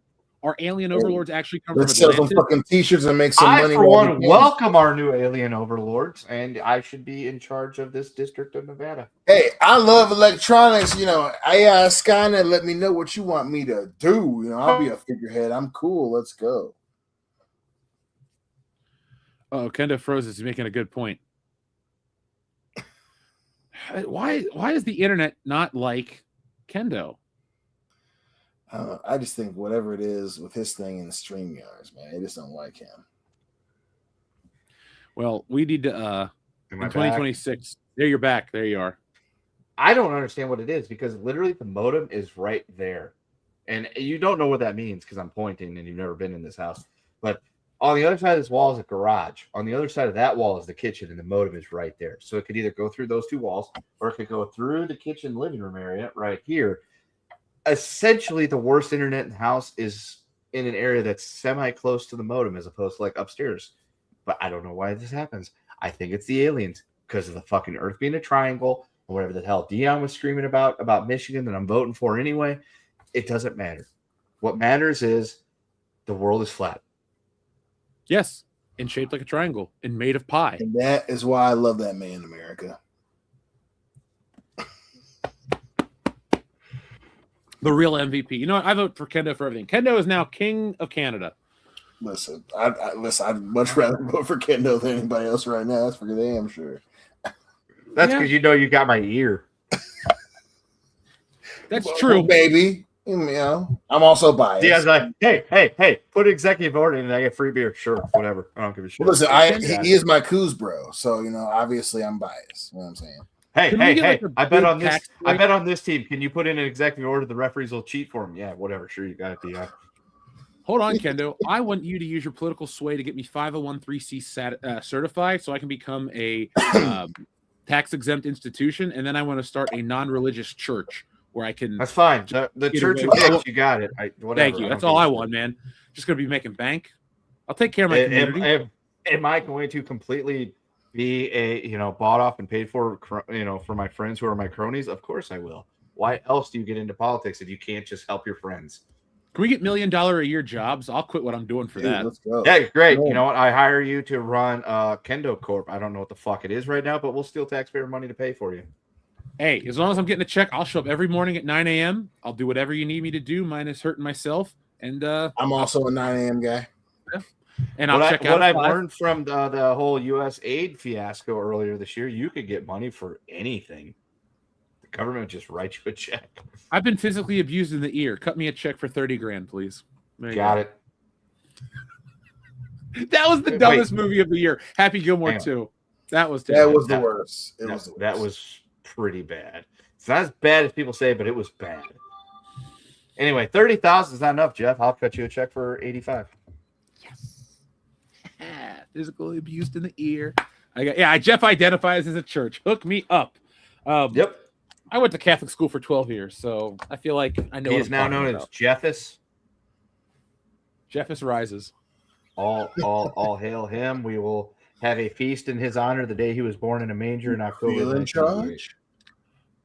Look, if my birthday was like a national holiday, I'd be like, folks, it's 10 days before Halloween. What do? We celebrate Halloween twice. That's what I want out of the Jeffus holiday. If I was president, I would make an executive order that Jeff's birthday is a holiday and then Dion's birthday. Like, guys, you love holidays, right? So why don't I just make all my friends' birthdays holidays, and then we get a shitload of holidays all during the holiday season, because October, November, December, and then my birthday, you get shitloads of holidays all in like a 4-month span. Vote for me. Actually, for years I've said I'm bribable. Yeah, dude, we're gonna be ancient Rome soon. Every holiday we get acknowledged. Before you know it, it's every day's a holiday. Nobody has to work anymore. Yeah. You should be president. Oh, we'll talk more off air. I have some other questions about your constituents. But can Can our national movie? Can we have like a national Christmas movie? Can it be Christmas Vacation? I mean, And can you change the national anthem to Real American? Dude, no. Our national anthem should be Team America's version of the national agree. anthem. America, fuck yeah, that. I would change it to that over the other one. The other one is a fantastic song. Don't get me wrong. I'm all for the Star Spangled Banner, but I like my America when it's kicking the shit out of people. So I'm good with that one. I do too. I will salute that song every time I hear it. As long as one other thing, you should kick Fergie out of the country for her rendition of the Star Spangled Banner. Hilarious. I'm fine with that. Deport her ass back one of my wherever she came favorite from, which internet I'm pretty sure moments. she's from New York, but it's not the point. Let's play some basketball. Banner, yeah, way. Hey, promise me when we're good and toasty, you put that on. Hey, wait, Dude, we yes. can play that before we start getting too toasty because it's like the start of the game. You remember when we used to beat the drum? We had our little ritual. Fergie should be our new ritual to beat the drum in our late 30s. So it's funny that you brought it up because like the last 3 or 4 times we've hung out, that same thing unironically comes up where we just end up talking about that, you and I. So yep. If hilarious. you homos are going to be doing this on New Year's, I will be here on New Year's doing absolutely nothing. You should video chat me. I will do that with you, and then I will. You done fucked up now. Now we're gonna do it. We're gonna video chat. We'll make it happen. But Nick doesn't get an invite. No, because he's not here because his internet's down. doesn't work. That's some bullshit. His Vindaloo spilled, and that's fucking tragedy in Georgia. This shit's spicy. If it gets into a cut, you are in pain. Yeah, the night the internet went out in Georgia, the night Nick couldn't get on the podcast. It's been okay. We have had the audience as the fourth bullshitter tonight, and we're getting ready to check in with them because they have a lot of wonderful holiday messages and other things. And our friend Adama is a big LA Knight fan. Yeah, that's why I bought a sticker because this dude's awesome. I don't hate all modern wrestlers. Gotta like cool ones. But let's talk about what Overkill 161 said. He said, for our loaded Christmas movies, Load Before Christmas, The Load Clause, and James Claus and Load Pussy. Merry Christmas. Well, we didn't even try with that one. Load Pussy. There we go. We have a new movie. Our friend Enrique says, I hated the new X-Wings. Yeah, they were slightly modified, but it would be 20 plus years tech. It would not make sense. At least the prequels gave us new ships. Thank you, Enrique. They took the lowest hanging fruit. It's like, hey, the Millennium Falcon's back with a square dish. Now you'll buy the toy again. Spoiler alert, nobody did. Nope. Everything was like that. TIE fighters, stormtroopers, snow troopers, you name it. They could bring it back. But you know what they didn't bring back were the classic sound effects. I think I might have been a little more emotionally invested if it sounded like Star Wars. But no, not Ben Burt. Somebody else. Different sound effects. Sound like shit. They didn't even go back to the old library, man. So, Enrique, thank you very much. Shrubbles08 says, Dion needs that white Kendo milk chocolate. Number 69, please. Short thing. Say his name and he appears. I believe in Joe Hendry. I'm confused. How do you get white milk chocolate? White. I think it's a load joke. I don't know. I don't want to know. That's the thing. That's gross. You're the Coos bros. I was asleep in the other room. You were a Coos, yeah, but there was no weird shit going on. SH, you should feel ashamed of yourself, and you should go look at yourself in the mirror and wonder where you went wrong, sir, to accuse Dion of such weirdness. I don't know where he could have even heard that story in the first place. Coach Kendo. So Georgian is back. He says, Coach Kendo, any last-minute 2025 Deadpool picks and 2026 Deadpool picks possibly. Please don't say Dick Van Dyke. Well, it's kind of hard to do 2025 Deadpool picks at the last minute because you have to have those in before 2025 starts.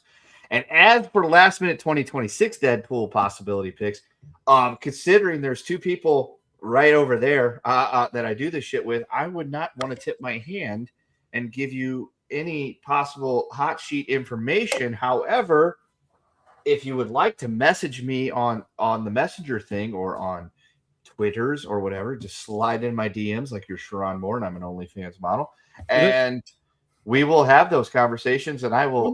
That was for an audience of one person, specifically that person right there, and Yeah, I can give you some of my hot sheet information of what I've been following because whatever, and yeah, we'll do that. And these two fuckers are on their own because Deadpool ends in a couple of weeks, and last time I checked, Dion and I are the only ones that put any points on the board, so we got that going for us. Excuse me for not guessing who would die, but Kendo, if there's a way that we could make this a member or Patreon thing, I think it'd be fun to have the audience vote.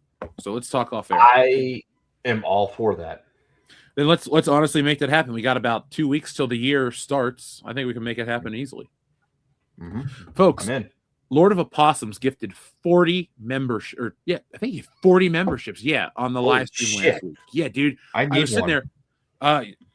What do you want from the channel? You get, just tell me. You're like, hey man, I need that file. Okay, sure. We'll put it in the WCBS Dropbox.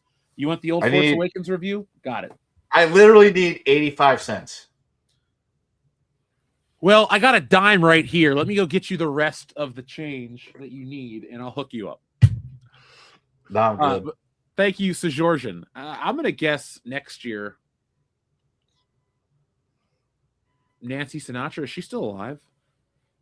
Yeah. Okay, that's my guess. That Nancy Sinatra passes away. She's 85 now.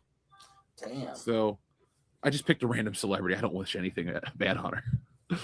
TLJ Screwjob, what is up? He says, thanks for the 2025 memories, guys. Well, we appreciate you, man. We have a good time doing it. We're glad you're here with us. He says, according to YouTube summary thing, you are my second most watched channel this year. All right. Merry Christmas and Happy New Year. Now, the question is, who is number one? We're not jealous, but you're here each and every week, and you watch all the content. So there's got to be somebody else out there that's laying it down quicker than us. But no matter what, we appreciate that. So, folks, keep us in your top 5. Keep us as your top 2 next year in 2026. We got some fun stuff coming. And if you've liked the way I've been doing the videos where they're more analytical, check out the Star Wars one. It is a very deep script. It's a 40-minute edited audio file. I don't make 40-minute videos. That's saying something. I spent a lot of time getting this one down. So if you like those in-depth critiques, well, we're your place to be in 2026. Plus, I ain't getting rid of the toys. Don't worry. Adama, thank you very much for your generous super chats, both of them. He says, hail, bullshitters. What did you guys think of CM Punk calling out the Steiners brainless to Braun Breaker's face? To be fair, Braun said he was going to take AJ Lee away from Punk the week before. To me, Austin. Absolutely. Press the button for you in a second. I liked that promo. I may talk and say how much I dislike meeting CM Punk, but a good promo is a good promo, and a good match is a good match, and I'll always give him the benefit of the doubt. So that was a damn good promo. And I want, when people say, like, what do you want about the Attitude Era? I want that level of intensity every week because I don't want to think like, oh, they're hanging out in the back, making social media reels and dumb TikToks. No, I want to think like everybody's there to be the best. They want the title, they want the money, and they hate each other. That's what I liked about it. It didn't have to feel like they were really whooping each other's asses. It's like they really, really didn't like each other. And it was like this cool, I don't know how to describe it. Dion, you were there. Kendo, you were there too. They weren't buddies. You were like, man, they hate each other. And that was the fun part. Yeah. There was a legitimate competitiveness to be the guy. Yeah. Like an actual, like real reason why you might not hate each other. Well, we don't get that. Sports, like real sports. Yeah. There's like a legitimate hate. I loved Triple H because it felt like they were always trying to fight for the same spot. And Triple H had to cheat to get into that spot, but he got there. Then he married the boss's daughter. That's probably the best storyline of the 90s. He drugs her and marries her, and then he runs the company in real life. That is the craziest shit. Yep. Craziest shit. Pro wrestling is indeed wild. Yeah, wrestling and politics are one and the same, dude. They damn sure are now. Yeah, well, Linda McMahon is the Secretary of Education. Ain't that a bitch? Yeah, I don't know her personally, but that situation is. So let me press the button for Adama right here. Who's that Pokemon?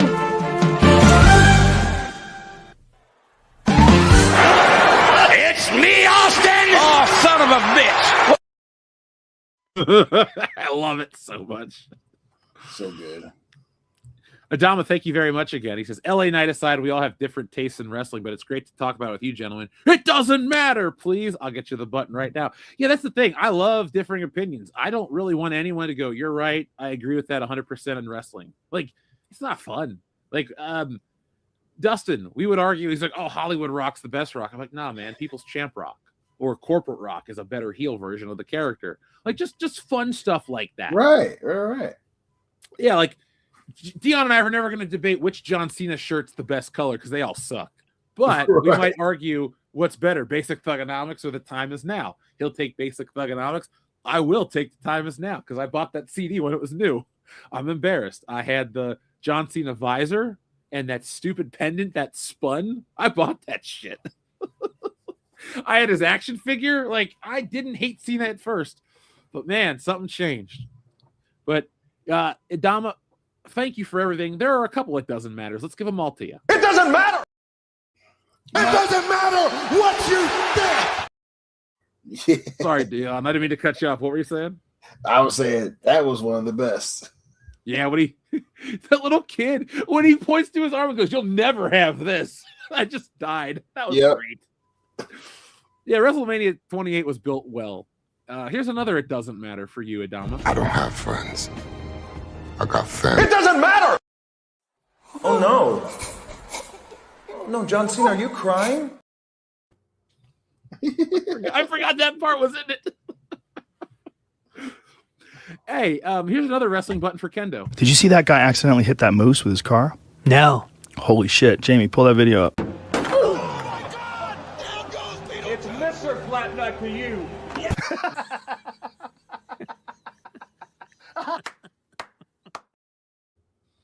Incredible. That will never get old. I concur.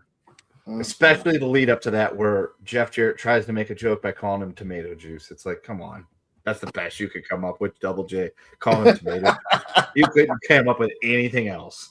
Anything else. There's like a million things you could have said right there besides, what'd you say to me, tomato juice? It's like, come on now.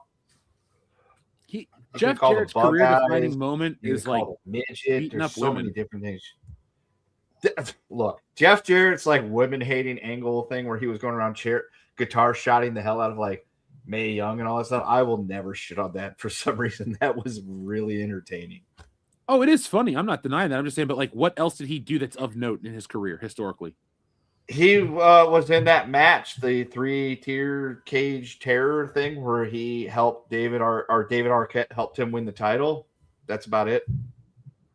Yeah, no, I like the movie Ready to Rumble, but not the real WCW. Jarrett, his prime thing is, he's the other side of the coin of one of the worst moments in wrestling. The whole shit with Bash at the Beach. He was literally the footnote to that. Yeah, he is. That's his thing.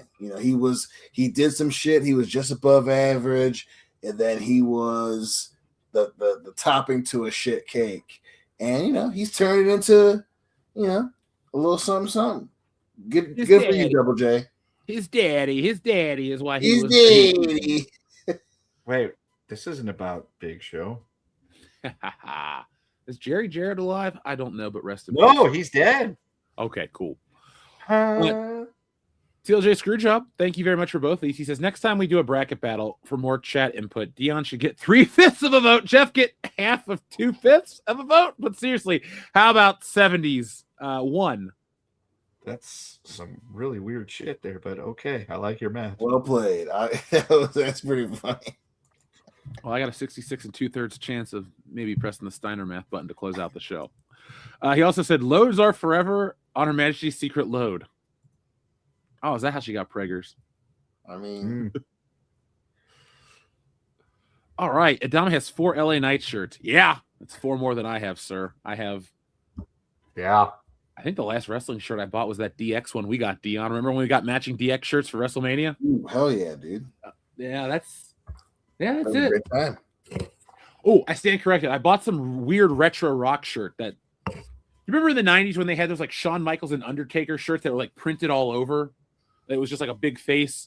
They made one of those of The Rock, and I bought it because I figured why not? It's cool. So. Yeah. But, folks, we've had a good time. It's a 3-hour show. But time to go. It's our last show of 2025. You guys have shown up. You guys have supported us through the year, and we appreciate each and every one of you. We'll be back next year hitting stronger than ever. But don't cash out or don't check out on this channel yet.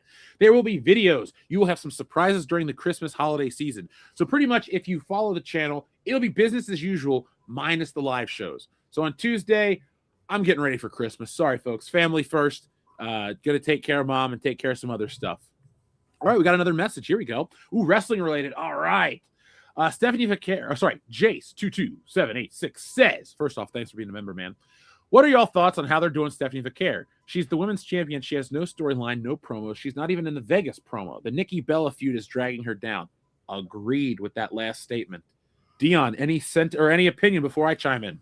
I love Stephanie Vaquer. I don't like what they're doing. They're wasting her. She's been slowed down. I think they're trying to they think they're offsetting time with, we'll do some bullshit with her and we'll build up the mid card of the women's division. But no, put her on TV. Give her something cool to do. So yeah, I don't like what they're doing. I'm glad she's still champion, but she needs a marquee storyline right now. Agreed. I'm a big fan. I'm glad she's the champ. She is talented. She's beautiful. I know her promos are hard to understand for some people. I like it because it adds that international flair. I always like how Street Fighter, the game, had people from all over the world talking shit and doing stuff. I like how wrestling will get international people because they're the World Wrestling Federation in my mind still. So I'm a fan of hers. The Nikki Bella shit, Nikki Bella should not be back. She is the most useless wrestler ever. I will stand by that statement. I will take Bastion Booger, the Gobbledygooker, anybody, because Nikki Bella was a gimmick. Twin magic with her sister Brie. But guess what? They couldn't wrestle. It's all apart, though. Yeah, because one got implants and the other one didn't. So the magic. Correct. You blind. I think my real complaint isn't that, she's around more than the WWE built this narrative around her as the leader of the women's revolution. She's famous for John Cena dumping her ass because she was a gold digger that wasn't good enough to get married to. Like, when you tell me she's like modern day Sunny, she's not a good person. She's not interesting in the ring. She is attractive, but that's all she's got going for her. When Happy Birthday Trish Stratus, she's hot and arguably the best of all time. So Nikki Bella is just such a useless wrestling talent that should not be on TV. I've never wrestled a match in my life, and I'd put on a better show than her. That being said, I think Stephanie Vaquer deserves... Well, let me put it like this. Stephanie Vaquer was booked very strong. Was it last year where she pretty much didn't lose and she was just this unstoppable force? I liked that, and I had no complaints. I don't even think she needs to lose more matches. I think she needs to be featured the way Rhea Ripley and Io Sky are, because that story is way too drawn out, in my opinion. The women have some good stories, but are you liking it? The Io Sky, no, I don't like that. They're just making it weird, and it's like, okay, what are we doing with this? Yeah, we get it. They're all touchy and feely. Okay, they can get touchy and feely. I'd watch that match. But somebody, Dom in the chat said about Liv Morgan. I think we're going to get Liv Morgan, Roxanne Perez at WrestleMania. That storyline, I think they're holding that out because that was long-term storytelling. And I say both of them come to head at the Women's Rumble match. And that is what will set their story up for Mania. I want that to go to Mania because Dirty Dom is entertaining and you can really insert him into that. And you don't have to even have him in big matches for that duration. You can just have Dirty Dom holding that IC belt, being the little biatch that he is, and let those two fight it out. And let Stephanie Vaquer take on somebody. I don't even know what's going on SmackDown. Maybe get Tiffy Time over to Raw. Get somebody else, but get like a wrestling clinic. Because I like Liv Morgan. She's great. But I don't think she's in the same caliber as a Vaquer. Like, that lady's like a legit. She's like, I don't want to overdo it. She's not like Kurt Angle good. But she's like a real pro wrestler versus like... I say it's a very accurate assessment. I think she's Kurt Angle good. Okay, cool. Because I don't want to overdo it, but I do think she's that good. Like in the ring, everything. The Devil's Kiss, the look, everything about that lady screams classic pro wrestler. To me, she's to the women's division. She's what to LA Knight is to the men's division. If you just put them at the forefront and just build stuff around them, more people will come in because they are what wrestling is, not yeet and not other bullshit. So Right. I also like Gunther quite a bit. So I'm not a hater of wrestlers. No, we were excited when we saw him in Philly. So yeah, we Gunther fans. Dude, let's tell that story as we close out, folks. Gunther ain't that bad of a dude. We were at WrestleMania having lunch after WrestleMania. I was at Market Square in Philadelphia, and who's down there getting the sandwich? Gunther. A little kid walks up to him. Gunther breaks character, gives the kid an autograph, is super nice, and the kid walks off super happy, and Gunther goes right back to being Gunther the wrestler. Well, I mean, you know how the Germans are. They're always extremely nice. They've historically been some of the nicest people you ever come across.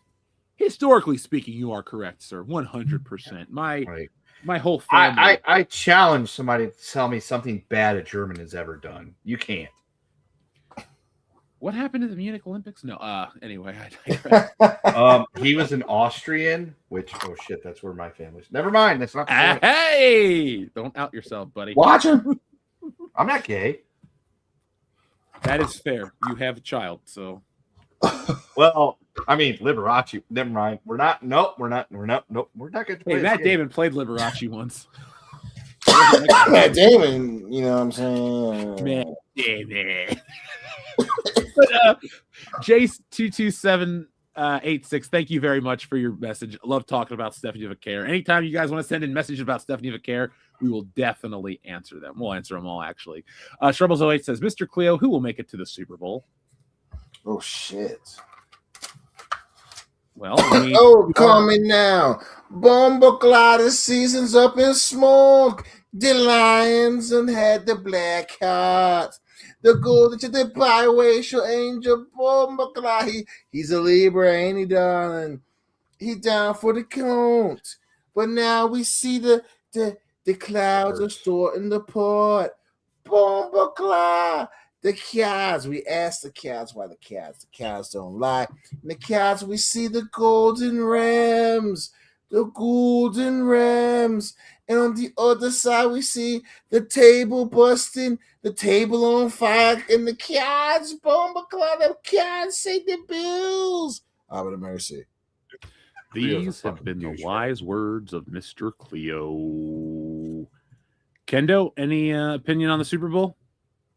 Well, Mr. Cleo's got his fucking head up his ass if he thinks the Bills are going to the Super Bowl. No, here's what's going to happen. I mean, yes, we do have the Rams, and the Rams have been my pick for the last half a dozen weeks that they are the team that's specifically built to get there out of the NFC, which is a fucking joke of a mess right now. I mean, you have the Chicago Bears leading their division. I mean, the Bears. Come on, people. This is the Bears we're talking about. And then you got the NFC least, where you have Jalen Butthurts, who is only an effective quarterback when he's getting his ass fucking pushed by his teammates. And then you've got the Rams are coming out of the NFC East to go to that Super Bowl.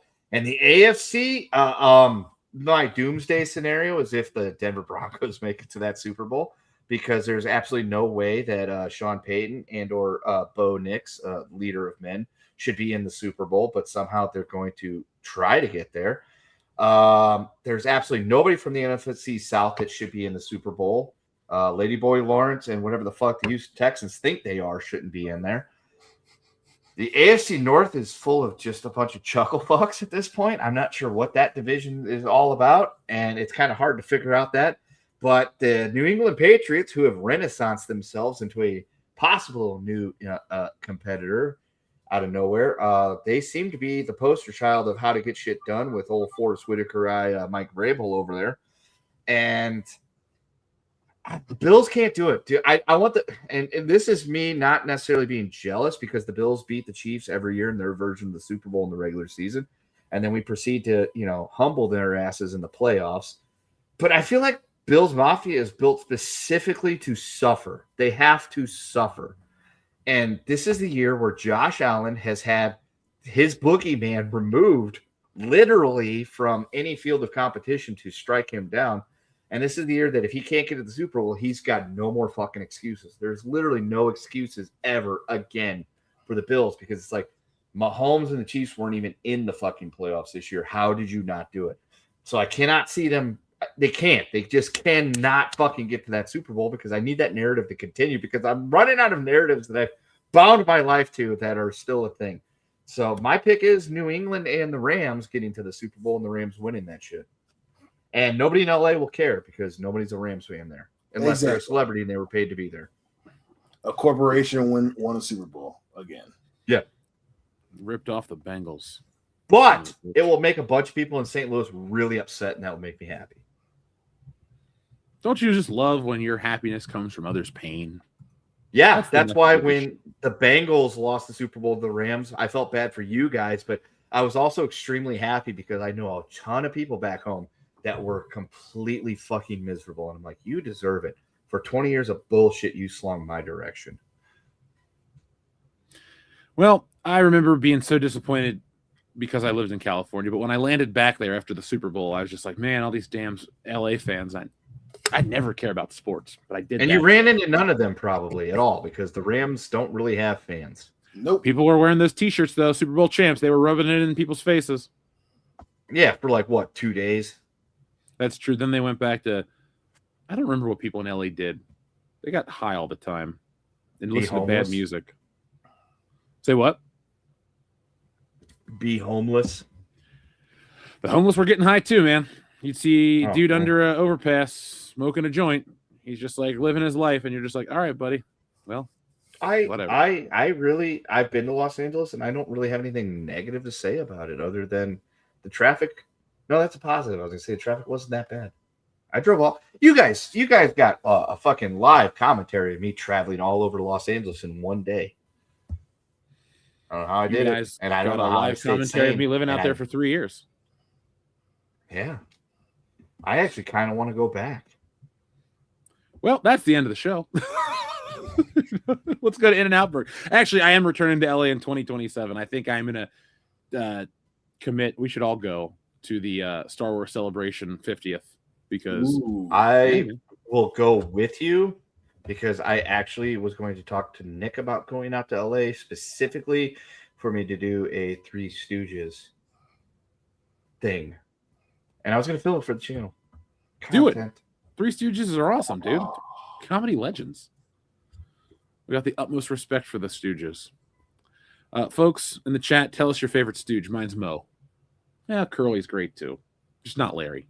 He's great, just not my favorite. What? Oh, okay. I was going to say, I am a massive Larry mark. Larry's great. They're all great. I just have favorites. That's all. That's fine. 100% fine. 100% fine. Yeah, I'm not going to disrespect the Stooge. What do you think? I am uncivilized? So, no, folks, I am world class. Pinky's out for world class bullshitters. We got a Shemp. We got a Shemp. Hey, nothing wrong with Shemp. Shemp's great. I've got a massive appreciation of Shemp over the last decade. Well, folks, go spend some time this holiday season with your family, your friends. Us will be here doing videos. I'll even have some special stuff around Christmas, so join me for that. But check out the Force Awakens 10th anniversary retrospective. That'll drop probably Saturday morning in replace of an Ollie's Toy video because it's 40 minutes of video. It's a lot of editing. So unless something magical happens tomorrow, join me on Saturday. But until then, folks, have a good year. Happy New Year, Merry Christmas, all that other fun stuff. But from all of us, thank you for watching. Until then, be smart, be safe, be cool. But always be excellent to each other. .com. You know, they say all men are created equal, but you look at me and you look at Small Joe, and you can see that statement is not true. See, normally if you go one-on-one with another wrestler, you got a 50-50 chance of winning. But I'm a genetic freak, and I'm not normal. So you got a 25% at best at beating me. And then you add Kurt Angle to the mix, your chances of winning drastically go down. See, the three-way at sacrifice, you got a 33 1/3 chance of winning.